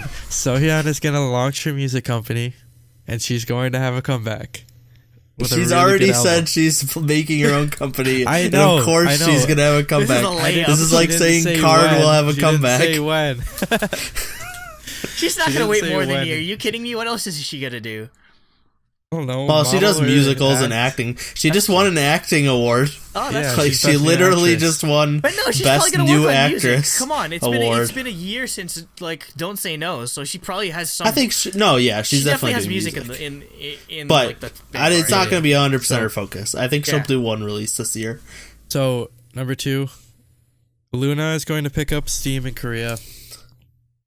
I don't think they're going to be huge, but I think they're going to be a pretty decent sized group for Korea. Yeah. Like, I'm still maybe worried. something like, I don't like Pristine or Gugudan right now, like that kind of thing. Not like Twice. Yeah, I think, No, there's no way they had Twice. And after the full group debuts, they're going to go like gung ho in Korea, because right now they're not really focusing on. Well, because it's pre-debut. It's been pre-debut for exactly. 2 years, so exactly. They're probably not gonna. They're probably not gonna go full steam ahead when it comes to promotions until like Luna. Yeah. The 12-member group debuts, but we'll see. Yeah, I still don't know how that group's gonna work. Because I mean, especially with if you look at competition, if they're up and if they're sniffing anywhere near like the same debut time as the SM Go group, they're dead. They're DOA, unfortunately. Oh yeah, 100%. They're dead. Like they got. But it's got just in terms of like style and stuff. I still they can't also figure wasted that group way out. too much weapons money to fail. They have infinite money. Like it literally doesn't matter. They sell weapons. They can sell one copy of their debut album, and they will still like put billions of dollars into their music. They will still pay They will still like employ DigiPenny. Like they'll feed like the animators for the rest of the year, basically, just off of Luna. All right, so number 3, it's the one common thing that we all have is SM will debut their upcoming girl group using SM rookies or unannounced trainees. So I think they're definitely gonna have SM has like hundreds of trainees, and most of them do not debut. So they definitely have unannounced ones up their sleeve that they could have picked up since the last time SM rookies was even showing anything new. They show the upcoming stuff, like, but they don't show that much, I guess. They just show random videos of them training. Picked up Somi. Oh my god! No one knew. No, that never happened. And then they announced her as the new girl group. That's like some backroom like shady like, dealing sort of thing. JYP would never let that happen. How many like armed guards would like have to like be like surrounding that contract negotiations just so like they wouldn't leak. Anyways, Somi would have leaked it on Instagram anyway. She's 15 years old. She's 15 years old. She has no self-control. She can't. Yeah, exactly. She can't control not leaking something like that. Yeah. Anyways, as far as that goes, like following the SM pattern or whatever, it's got to be this year, and they don't have SNSD anymore. Like they do, but they don't. Like to be honest, they really don't. They don't. So they have a niche to fulfill there. So musically, that's definitely what their style is going to be. Format wise, I don't know how many members it's going to be. I don't. I can't say that I'd be confident in 9 members. I think it'll be like 4 or 5, like Red Velvet as well. I don't think it could be 4 and 5 and they can get away with it again, because I feel like it might be too similar to Red Velvet. I'm thinking maybe 7. I'm thinking like 10. I'm thinking they go 10, 11. Like this might be like the next. Maybe. Like I think it might be like EXO style. Oh, like a girl group EXO. That's true. Like I could see that. Yeah, and both NCTs are like 7 or 8, right? Yeah. So yeah, I think it'll be bigger. Like when it comes to groups, they're obsessed with huge numbers. So I mean, well, SM invented that. So and the only groups they've done that were small were Shiny, FX, and Red Velvet. And then so they're 3 for 3, I guess. Because TVXQ was smaller, but that was before they invented that. That was before idol groups were. Well, no, TVXQ was originally 5. Well, back then it was all small groups. It was always like 4.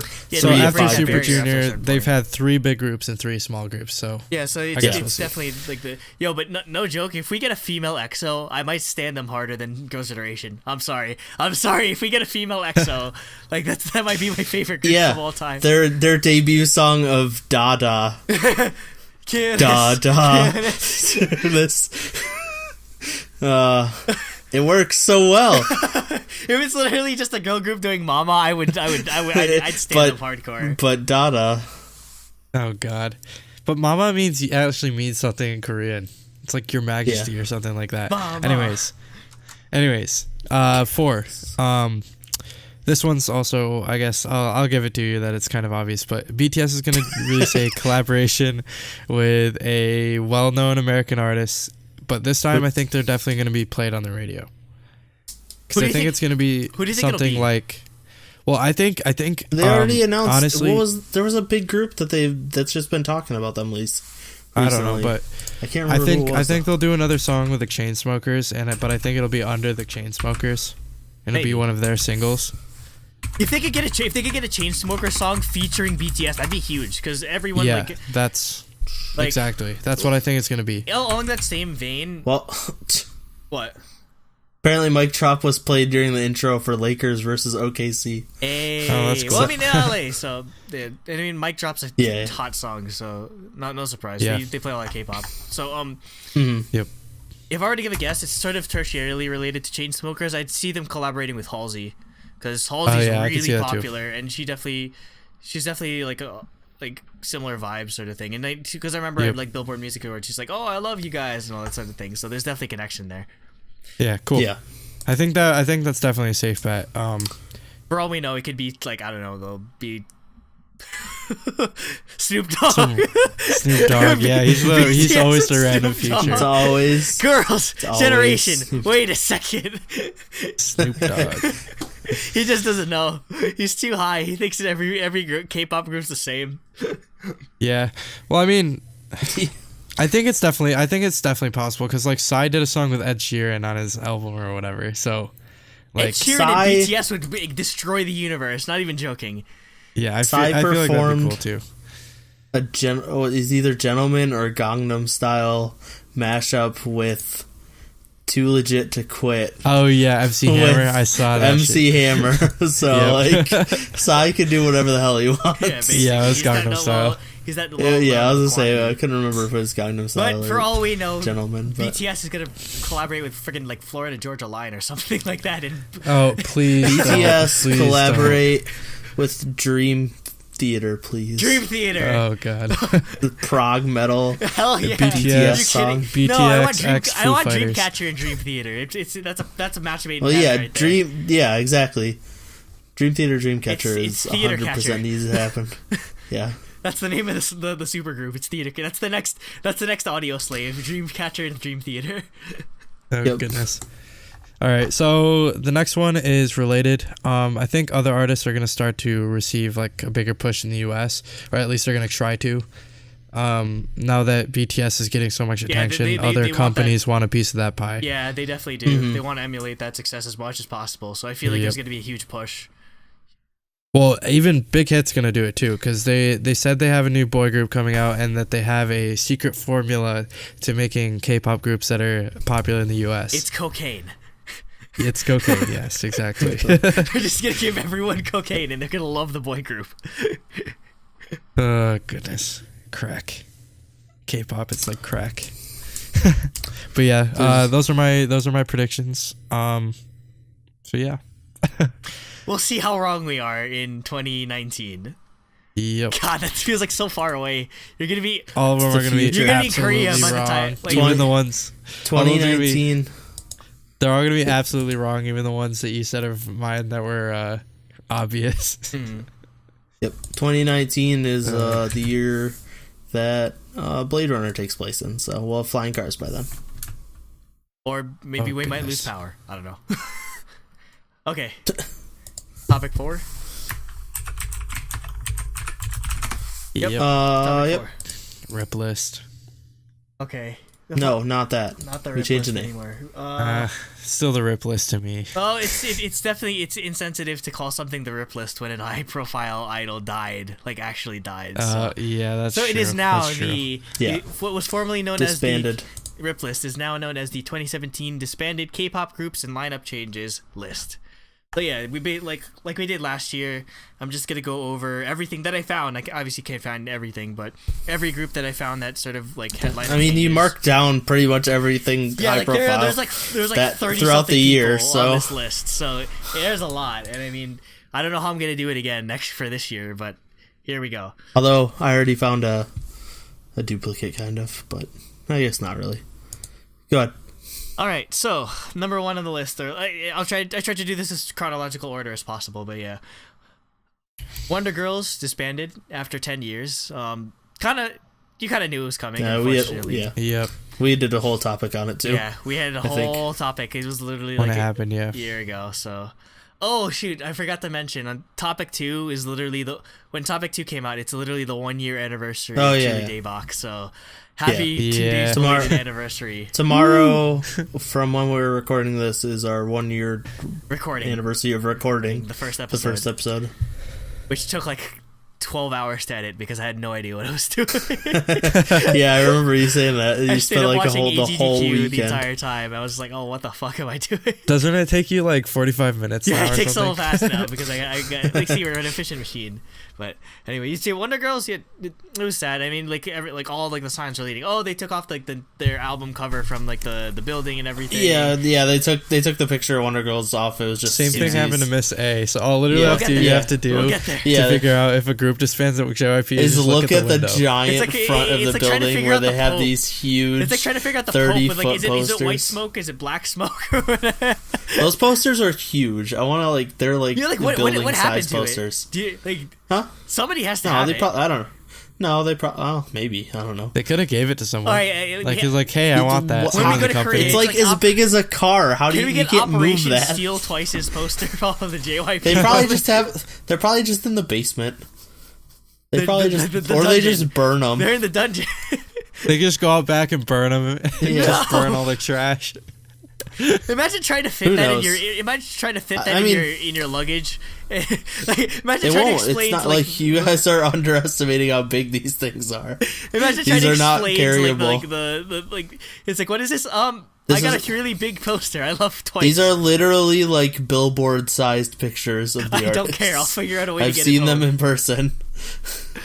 All right, number 2 is Hadam. I'll paint it on the side of my house. Yeah. Yeah, exactly. Hadam of the group Bambino left. I don't know. Trash. Exactly. Yeah. Nobody really cares. Bambino's Bambino. like Leisha. They're Yeah, Leisha. it's that kind of group. But I mean, I think it might have just been contract expired sort of thing. So Yeah. Number 3 and 4 are related to each other. So Yujin from Brave Girls and T-ara from Brave Girls both left roughly around the same time.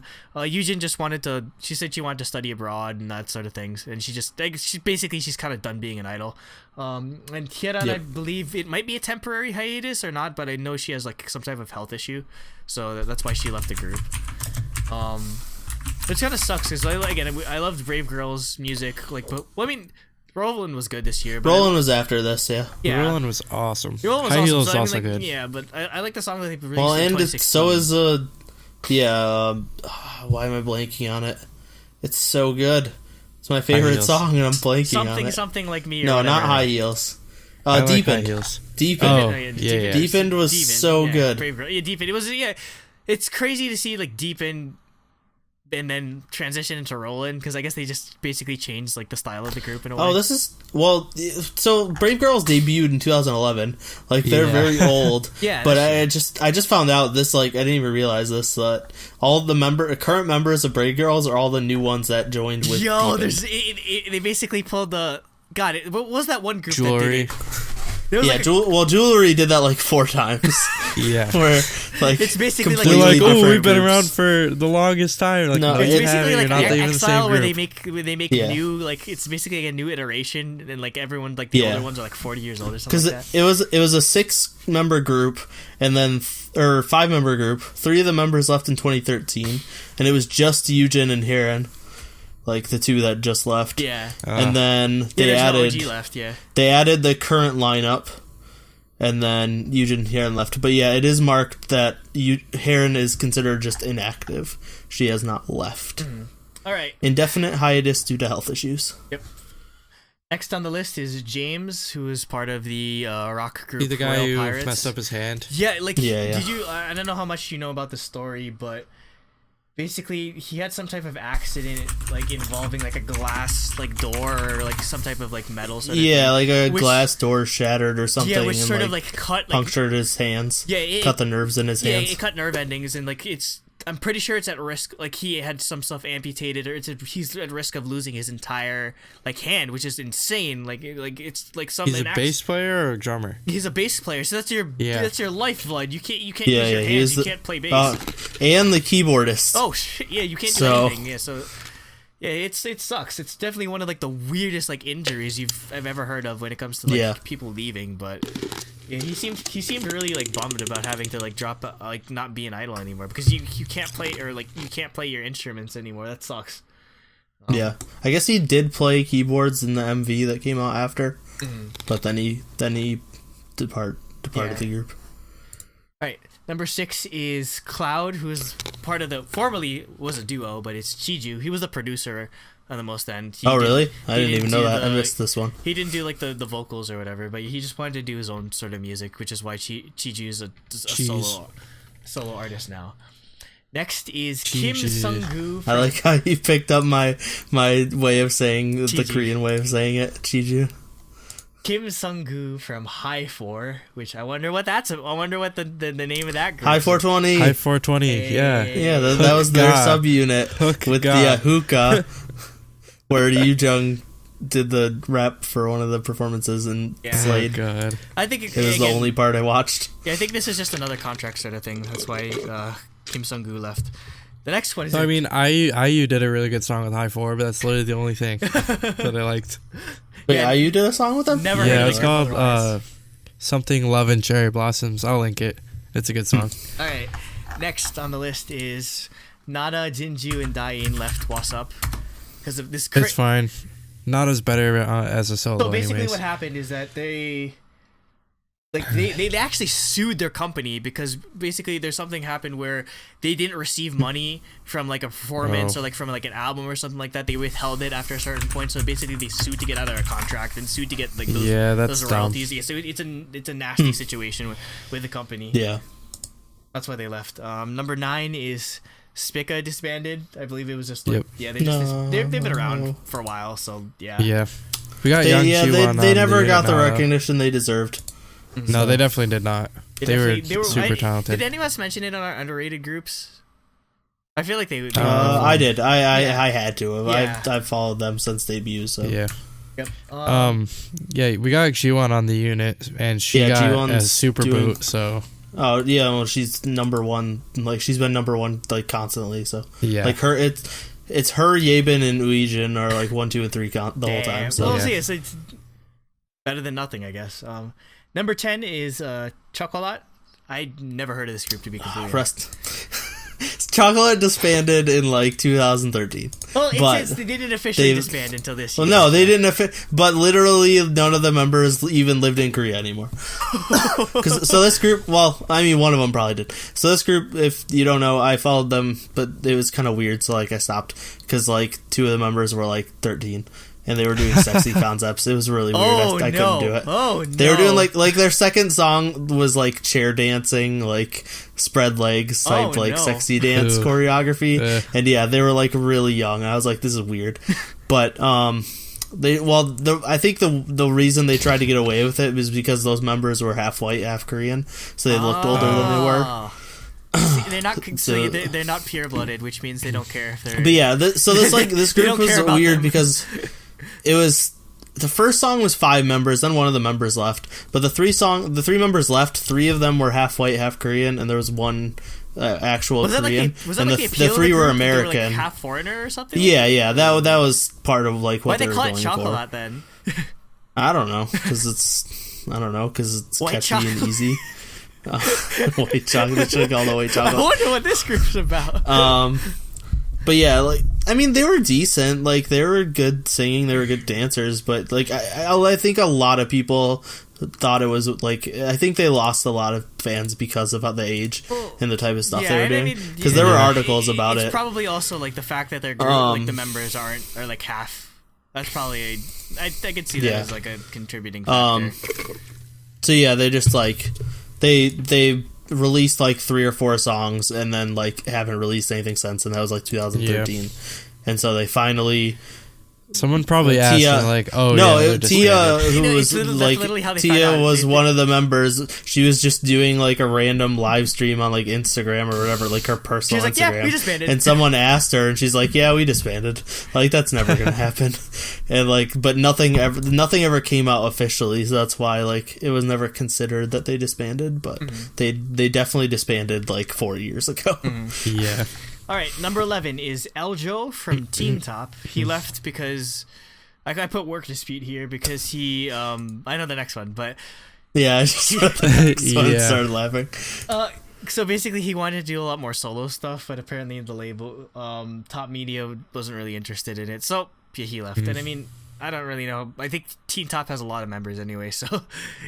Like, yeah, well, they're kind of irrelevant nowadays, anyways.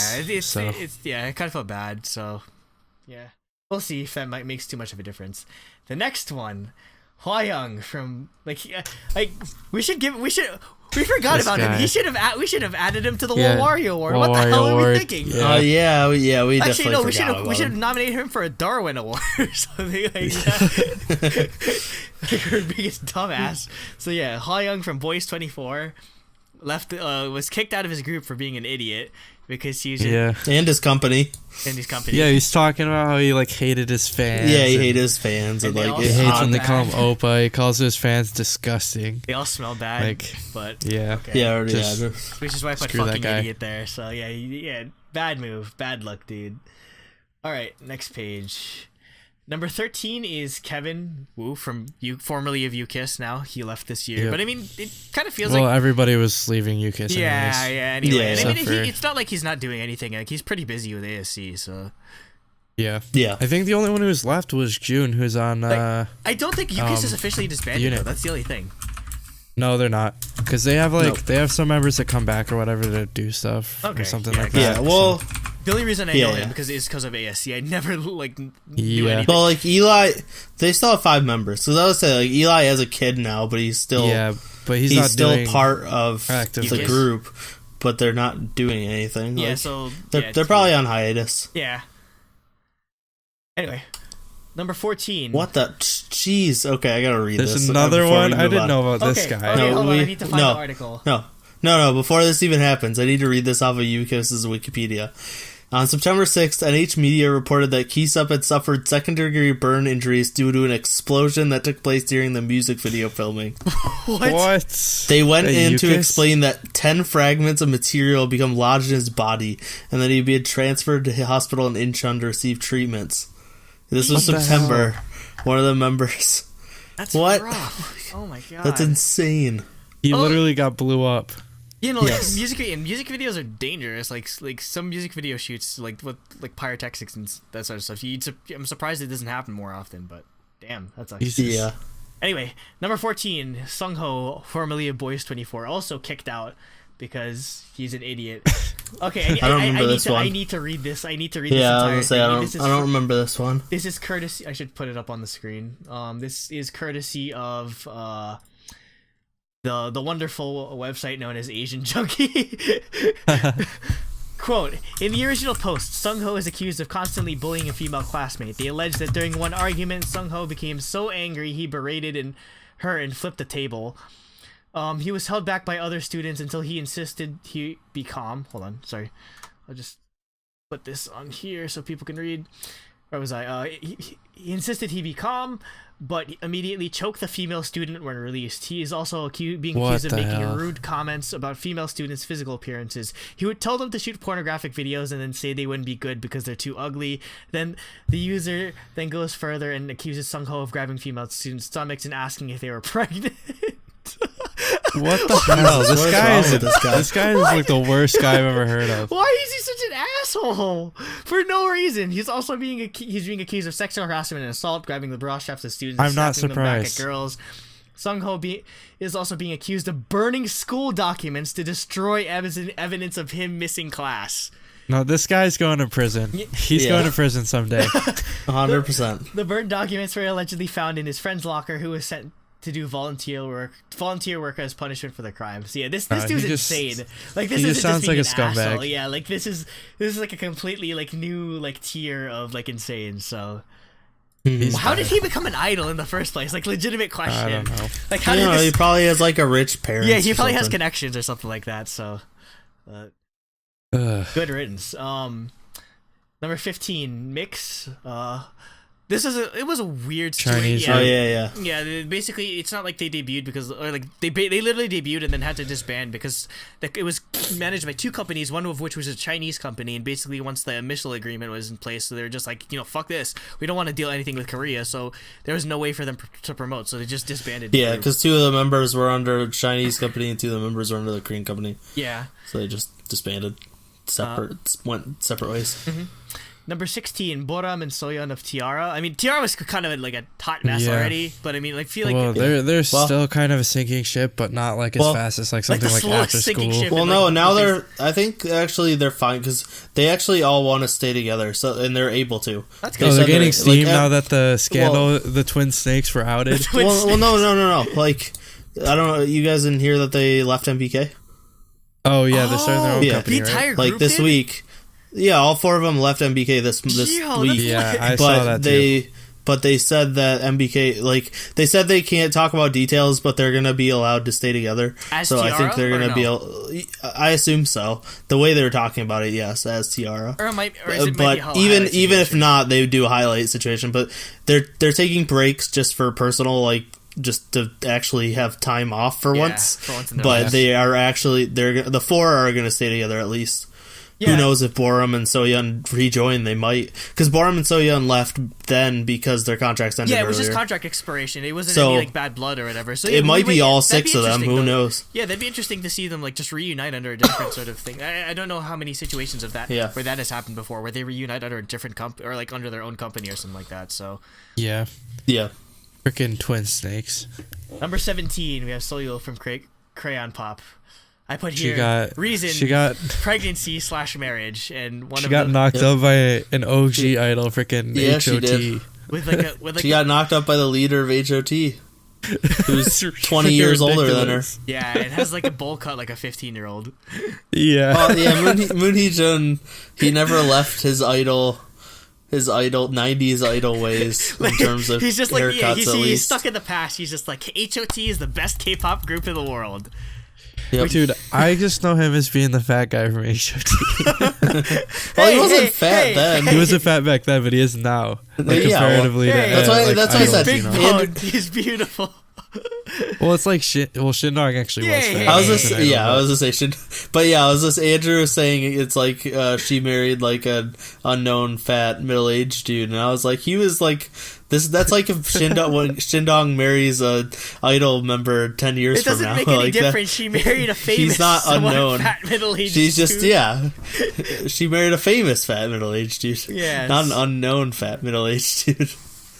Yeah. Dude, that was so unexpected. honestly, though. I was like, what? I honestly don't know what can that happen. blew me I away. don't I even. was like, Do you think Crayon Pop's still gonna do it? Crayon Pop's done. Crayon Pop is Cho done. and Wei are gonna do their own I was gonna thing. say Cho and Wei, whatever their group, I don't remember their group name, their subunit name, that might continue on, but I think that group's done. Yeah. Dude, because- Crayon Pop would still be a thing if this didn't happen. Well, I mean, they hadn't done anything like 2 years anyway. Yeah. Like don't know, they were popular in like 2013 with Bar Bar and Popping. I guess they were, and they haven't done anything else big since. Yeah, Bar was basically all they really had Yeah, in terms like- of popularity. So and Dancing Queen or whatever, like those I three liked songs. I like I. I don't even remember. I literally don't remember what that It's song. like this is. weird trot song. No. I mean that was kind of all that Crayon Pop did, just weird shit. So I mean they were under like Sony, so like all their music was like really like odd. So which isn't wrong or anything. It's just It's it weird and very Japanese, basically. basically. All right, 18 is History, who is a low end boy group. Yeah, I know who they were, but I didn't. I didn't know. Yeah, never follow followed them. Or know any them. of their music. Yeah, so I believe Same. disbanded because they're all entering military, so like they there was like no point, and then afterwards they said they just want to do like solo careers or whatever. So their history, unfortunately. Number 19 is Yui from After School. She graduated, as I put in the quotation marks. So her contract ended. She joined a different company. Pretty standard pretty standard departure. 20 is Seungyeon from Bulldog, who it was a crazy situation. Like you're right about this, where like so you said something like she was on Produce she was 112. on like so. she said something about like everyone's like she didn't use honorifics with BTS or something like that or yeah. So I'll find it. It kind of blew up for no reason. Like she was talking about, she's like, I don't really care too much about BTS anymore, and she was like, I'm just getting into she made a comment about V, saying she lost interest in them, and her direct quote: "He was dancing, but he must have had athlete's foot because he was wearing slippers."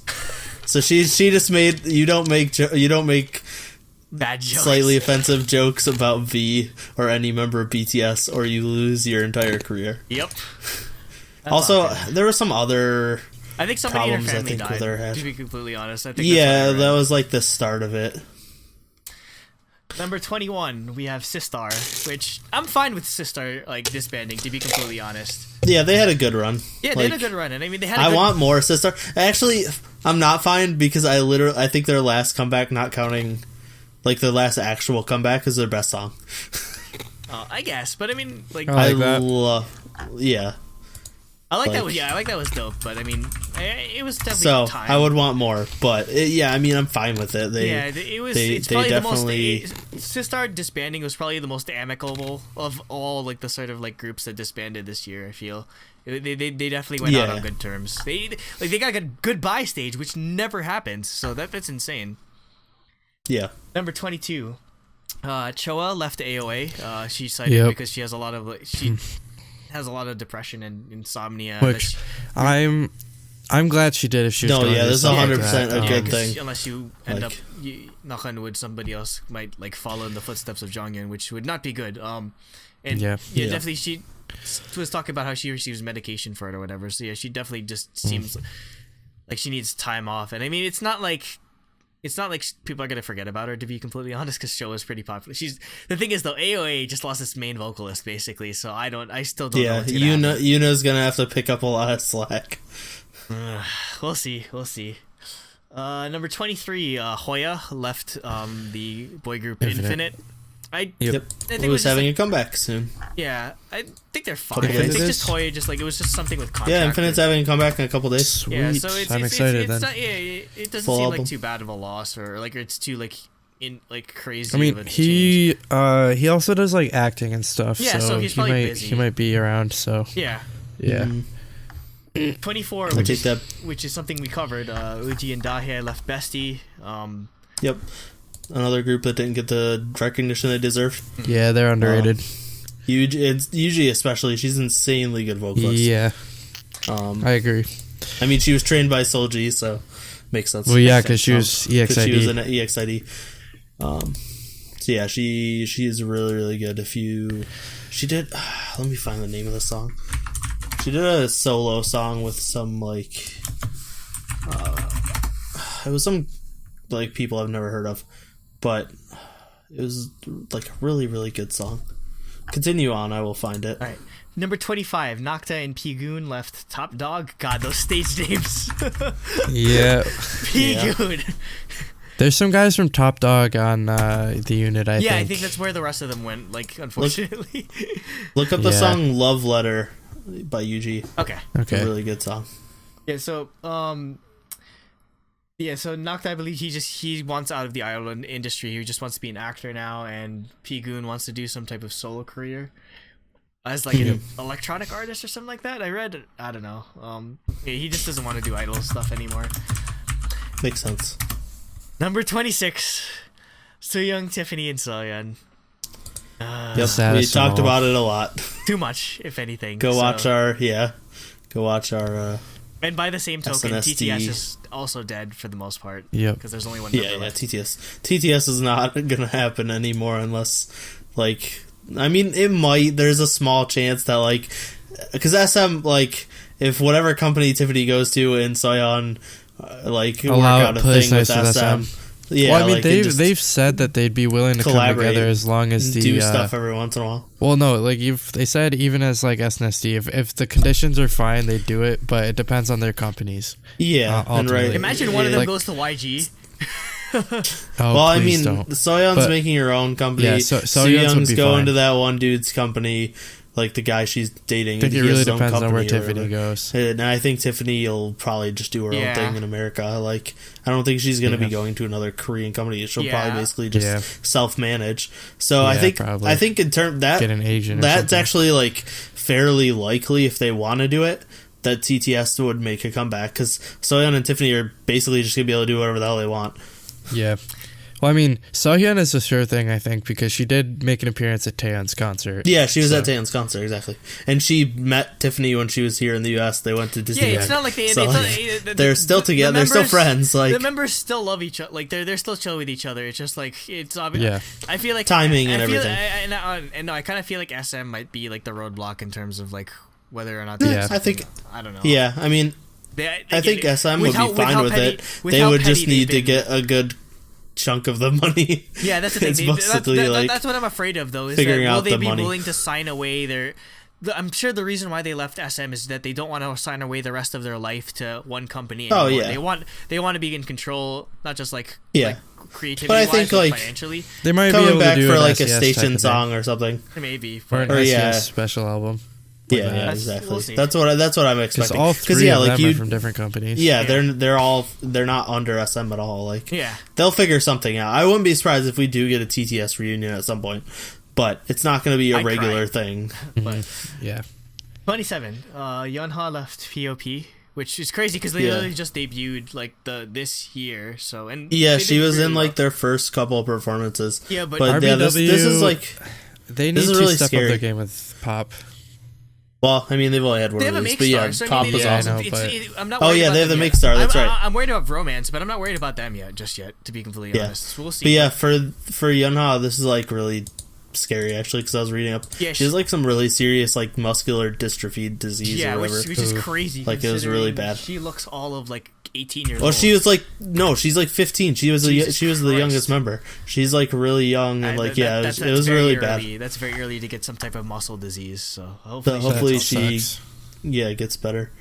Number 28. Speaking of like health issues, Jinnie left. Jesus. Oh my girl, yeah, because she.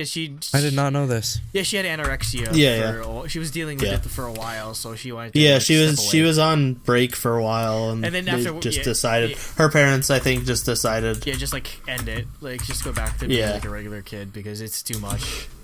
Anorexia is sadly a common sort of reason why a lot of female idols like leave because it's. Something. Well, yeah, it's you're put under so much scrutiny and stuff for your weight and all that sort of thing.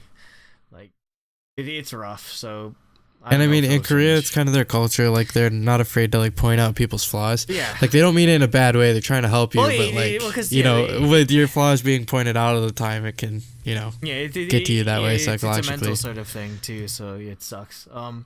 Number 29, Younha left Laboom. I put pregnancy/marriage. Literally, pregnancy literally just got announced today. Like everyone. Okay, so how the grand story of Younha leaving Laboom was that. Okay, not once but twice. This happened. This year. In 2017. 2017 is the year of marrying idols and getting pregnant. Freaking shotgun weddings. Yeah, K-pop shotgun weddings. Basically. So yeah, I've never heard of weird. that happening ever. Besides, this is the first one. So yeah, she's what we found out first, like I remember, like Nate, you broke the story, like the news story first, is that she got like discovered like having like a secret Instagram, or what was she wasn't even discovered. She accidentally posted it on her public Instagram instead of her private Instagram. Yeah. So yeah, she's dating Minhyuk. I want to say his name from FT Island. Yeah. Yeah, the drummer of FT Island. Who's like 28, she's 20, so it's like it's not too bad. He's 25. Like, I double checked. He's 25. Oh, it's okay. Not that bad of so a yeah, difference. they're 5 years apart. But yeah, so she like posted photos of them together on Instagram, like deleted them, but it was too late, and like obviously you can't post anything, and there's no way you can delete something fast enough before if it's people on the internet, see it. it's there forever. Exactly. She probably meant to post it on a personal like Instagram that she had, and she was logged into the wrong one or whatever. So that got out, and then they confirmed it. Both companies confirmed it or whatever. And then last month, she announced that she was leaving Laboom, and we just made the joke that she's pregnant, and then she's actually pregnant. Yeah. And I mean, so yeah, they announced today that they're getting married, and then it leaked that like because they haven't announced that she's pregnant. That's just like the obvious rumor. But the tabloid that leaked that she's pregnant, like leaked that they were gonna get married, and the reason is she's pregnant, and then they announced that they're getting married. So it's like pretty obvious that like they were trying to, especially because in Korea they're conservative and like you don't usually get married very quickly, especially at that young of an age. And it's very rare that you get like have children born out of wedlock or like have children and you don't. If that does happen. Like there's a lot of shame around it, and also exactly. No, even the child gets a lot of gets a lot of shit for which it. Is really dumb. They usually end up going under adoption for that. So and it makes sense because like Laboom was on the rise, like, and she didn't have any like obvious problems or anything, so it's like pretty clear that like something happened that like she is either going to take a lot of flack and honest, can't be part of a group anymore. If you're pregnant at 20 years old and just getting married like out of nowhere like that, you kind of you can't be an idol. You have decision making problems to be like that too. I mean like it kind of sucks because basically she can never be like, she says she's done with the idol industry, but I think it's more she's pretty much dead as an idol. Like you can't be pregnant. You can't be pregnant as a young idol and come back like maybe in 100%. Japan like it literally just happened like it came out like an 18-year-old like idol. Oh, with her manager. He's pregnant with her manager, and everyone's pissed off. I mean, that's Japan. That's very common. But like, I mean, obviously, like all the fans are pissed and everything, which is be the same in Korea. But yeah, I'm pretty sure this guy from FT Island still has a career, which kind of sucks. No, yeah, he's probably fine. Yeah. But she's FT Island's 10 years. It's a band. I mean, it's an idol band. Like they were the first idol band. Like that's what they're considered. But it's been 10 years. Like FT Island is very established. It's not like they have the like they're not really at the young top of their fans game right now. Yeah. Like most of their fans are probably like his age or like are older now. So like they're fine with they're not teenagers that can't handle their idols dating. Still though, so like speaking of like things he's probably fine. Can't handle like I guess I'm just kind of worried. Plus he needs to support a kid. So well, he's probably fine. And Younha can't I'm definitely if you think about Younha, she's 20 years old. She's probably been trained to be an idol. Also, Laboom doesn't really make that much money either. To become, But no, like she's probably been training to be an idol since she was like 12 or 13. Like she does. Like, She doesn't have. She does not know skills. what adult response life skills. Like that's the thing. Like it's the very scary prospect of you like drop like failing out of like the idol industry or leaving the idol industry like after being in it so long is that you did not have like a normal like adolescence. You did not like acquire like basic like life skills that you might need to like survive in the real world. So it's just. Although a lot of companies do to make them take internal classes for stuff like that. I hope so. Not necessarily always. Because she's just like how like. No, she'll 100% be living with her parents, and her parents will help take care of her. Yeah, which is there's no way she like even 20-year-olds here can't take care of like kids. When I was 20 years old, that trained decide, to like, sing and dance on stage. For I couldn't decide what freaking years. socks to put on. What makes you think I could freaking take care of a baby? What the hell? Yeah. That's insane. Exactly. Yeah, So. it's an insane situation, and I just hope she doesn't, like, nothing bad happens to her. All right. I think she'll be fine. Number 30, Min left Miss A. I put this separate from the other one because I believe her contract expired before everyone else's did. So she left Miss A. Because there was still a chance that Miss A was just going to be Susie and So Faye. you're saying there's a chance? There was a chance. Please. I had hope. Pull a TVXQ. Mm-hmm. Yeah, Should be a duo. Min, if Faye and Susie could handle being a group, like that group would do well. I mean, they would be very dance focused, but that's fine. Yeah. Like, Susie really can do the vocals. Yeah, exactly. I mean, Faye could sing too. Like, yeah. They would be fine, but we'll get there. But yeah, Min left, which made sense. Like Miss A hadn't been doing anything. Min she never really got like a solo career from JYP, so like she wasn't really doing anything other than doing a song with Hyoyeon and Jokwan for produced by JYP for Station. Yeah, she did something for another like not even. Well, JYP produced it. Yeah, that's so that's why, and it's because Jokwan, Min, and Hyoyeon are like really good friends. Yeah. And Jokwan left too, so he's not on the list, but he left JYP because he's not really in a group. Yeah, but 2 a.m.'s not really. Yeah, 2 a.m. left a long time. Yeah, I was gonna say 2 a.m. wasn't even under JYP anymore. Yeah. 31, INX. I've never heard of this group, to be completely honest. But me neither.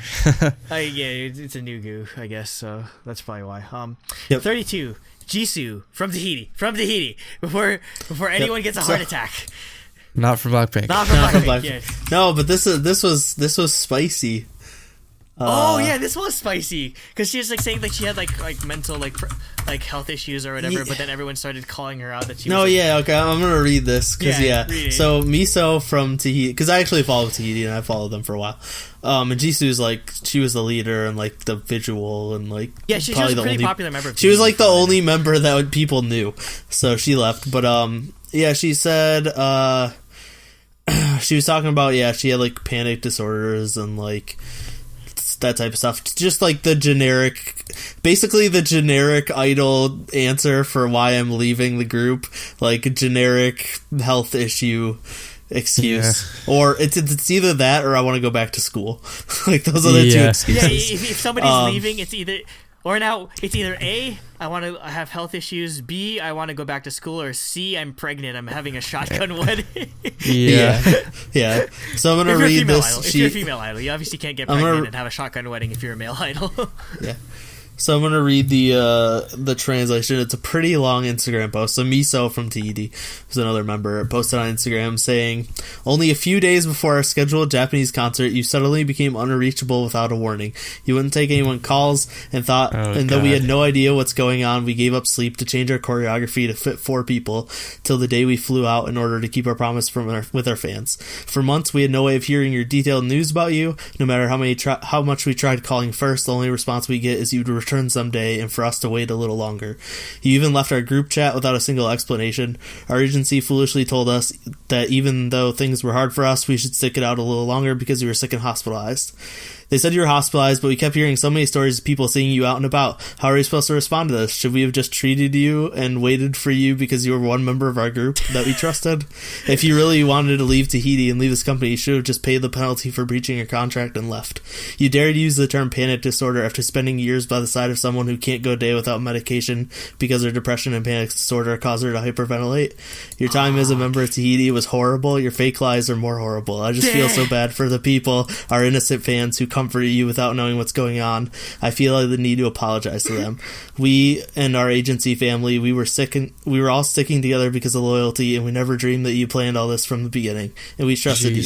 Just a few days ago, we were fools waiting for Jisoo to return to Tahiti." Damn. the one social media. I'm not even done. The one social media post she made and the reporters are the people who made Jisoo leave Tahiti a reality. Do you finally understand who the people in pain really are and who should really be the ones being comforted? So yeah, basically she said like, she lied. I'm sick and people are seeing her out and about and like shopping basically and she's stuff. just like, you're full of shit. Yeah, she basically called and one of the members of Tahiti, like there's putting someone on blast. Like she basically put her on like a North Korean like level like missile and launched her to the the moon. I mean, I understand why she would do it if one of the other members actually takes medication for depression and hyperventilating panic disorders. That's and then really Jisoo just goes and says, I have a panic disorder, even though she just wanted to leave. Yeah, just say you want to leave. Say you just don't. Say like A, say you want to go back to school, or B, say you're done being an idol, or like do something. Like don't make up don't make up shit you don't have. Like there's like other valid excuses to leave a group if you're just not interested in it anymore. Yeah, for real.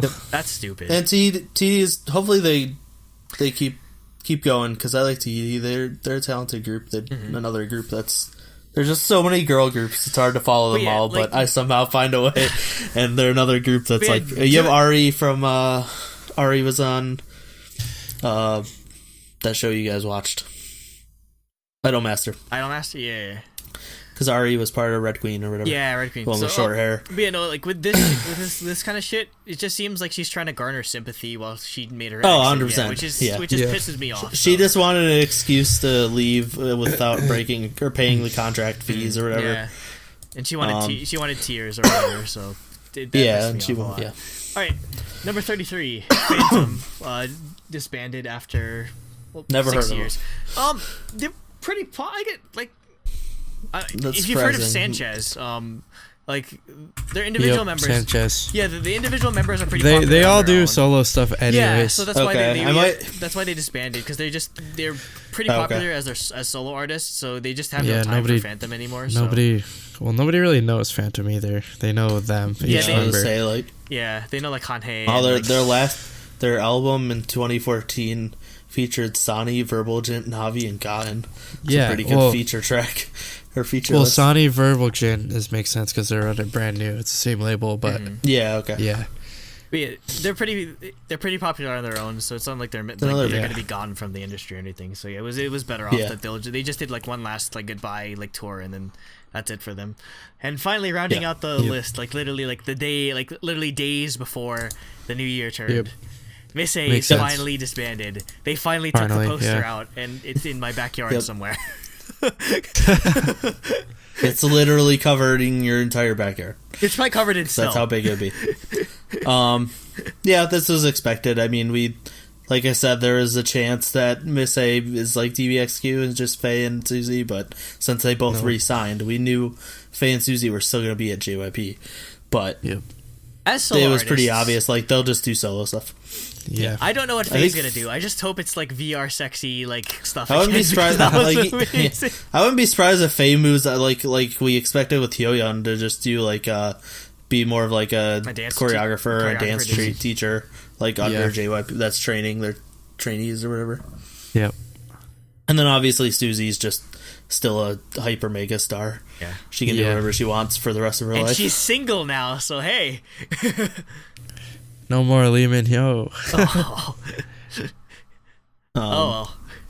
Yep, so that was an obvious one. That's the list. All right, that's it, because we were at like 2:17 now, so we should probably end it. I was going to say, this was a really long episode. It's we can call it an old school episode, because remember, we used to go like 3 hours long, but this is a year in review. I'll probably split this into 4.0, 4.5, so it'll be fine. Yeah. Yep. Anyways, thanks for listening. Again, reviews on iTunes, subscribe, like, comment like you usually do if you're one of those people. We will always reply back. We always try to. And yeah, I mean, it's not hard to reply to all the comments. We don't get we get like one a week, so I answer them. I will answer you. Yeah. Within seconds. So anyways, most of the time. Yeah. We appreciate you. We definitely do. So yeah, thanks for listening. Catch us next week, and thanks for happy for 1 year, thanks truly Daebak. We've done it. Yes. Hopefully they don't nuke us this year. Yes. Yep. All right. That's our next That's our next goal. Stay is get a creamy. year without Bye-bye. without getting nuked. Stay creamy. Bye-bye. Stay Throbbingly. Throbbingly creamy. Bye-bye. And no. good night. And don't get pregnant. Then we have a mess. Oh my god, this by is so Rain. weird. Rain's mini album My Life with the title track Gang, and it's Rain trying to be insanely hardcore hip hop, and it just doesn't work at all. Oh, yeah. Like the vocal How like about this? the R&B parts were good, but like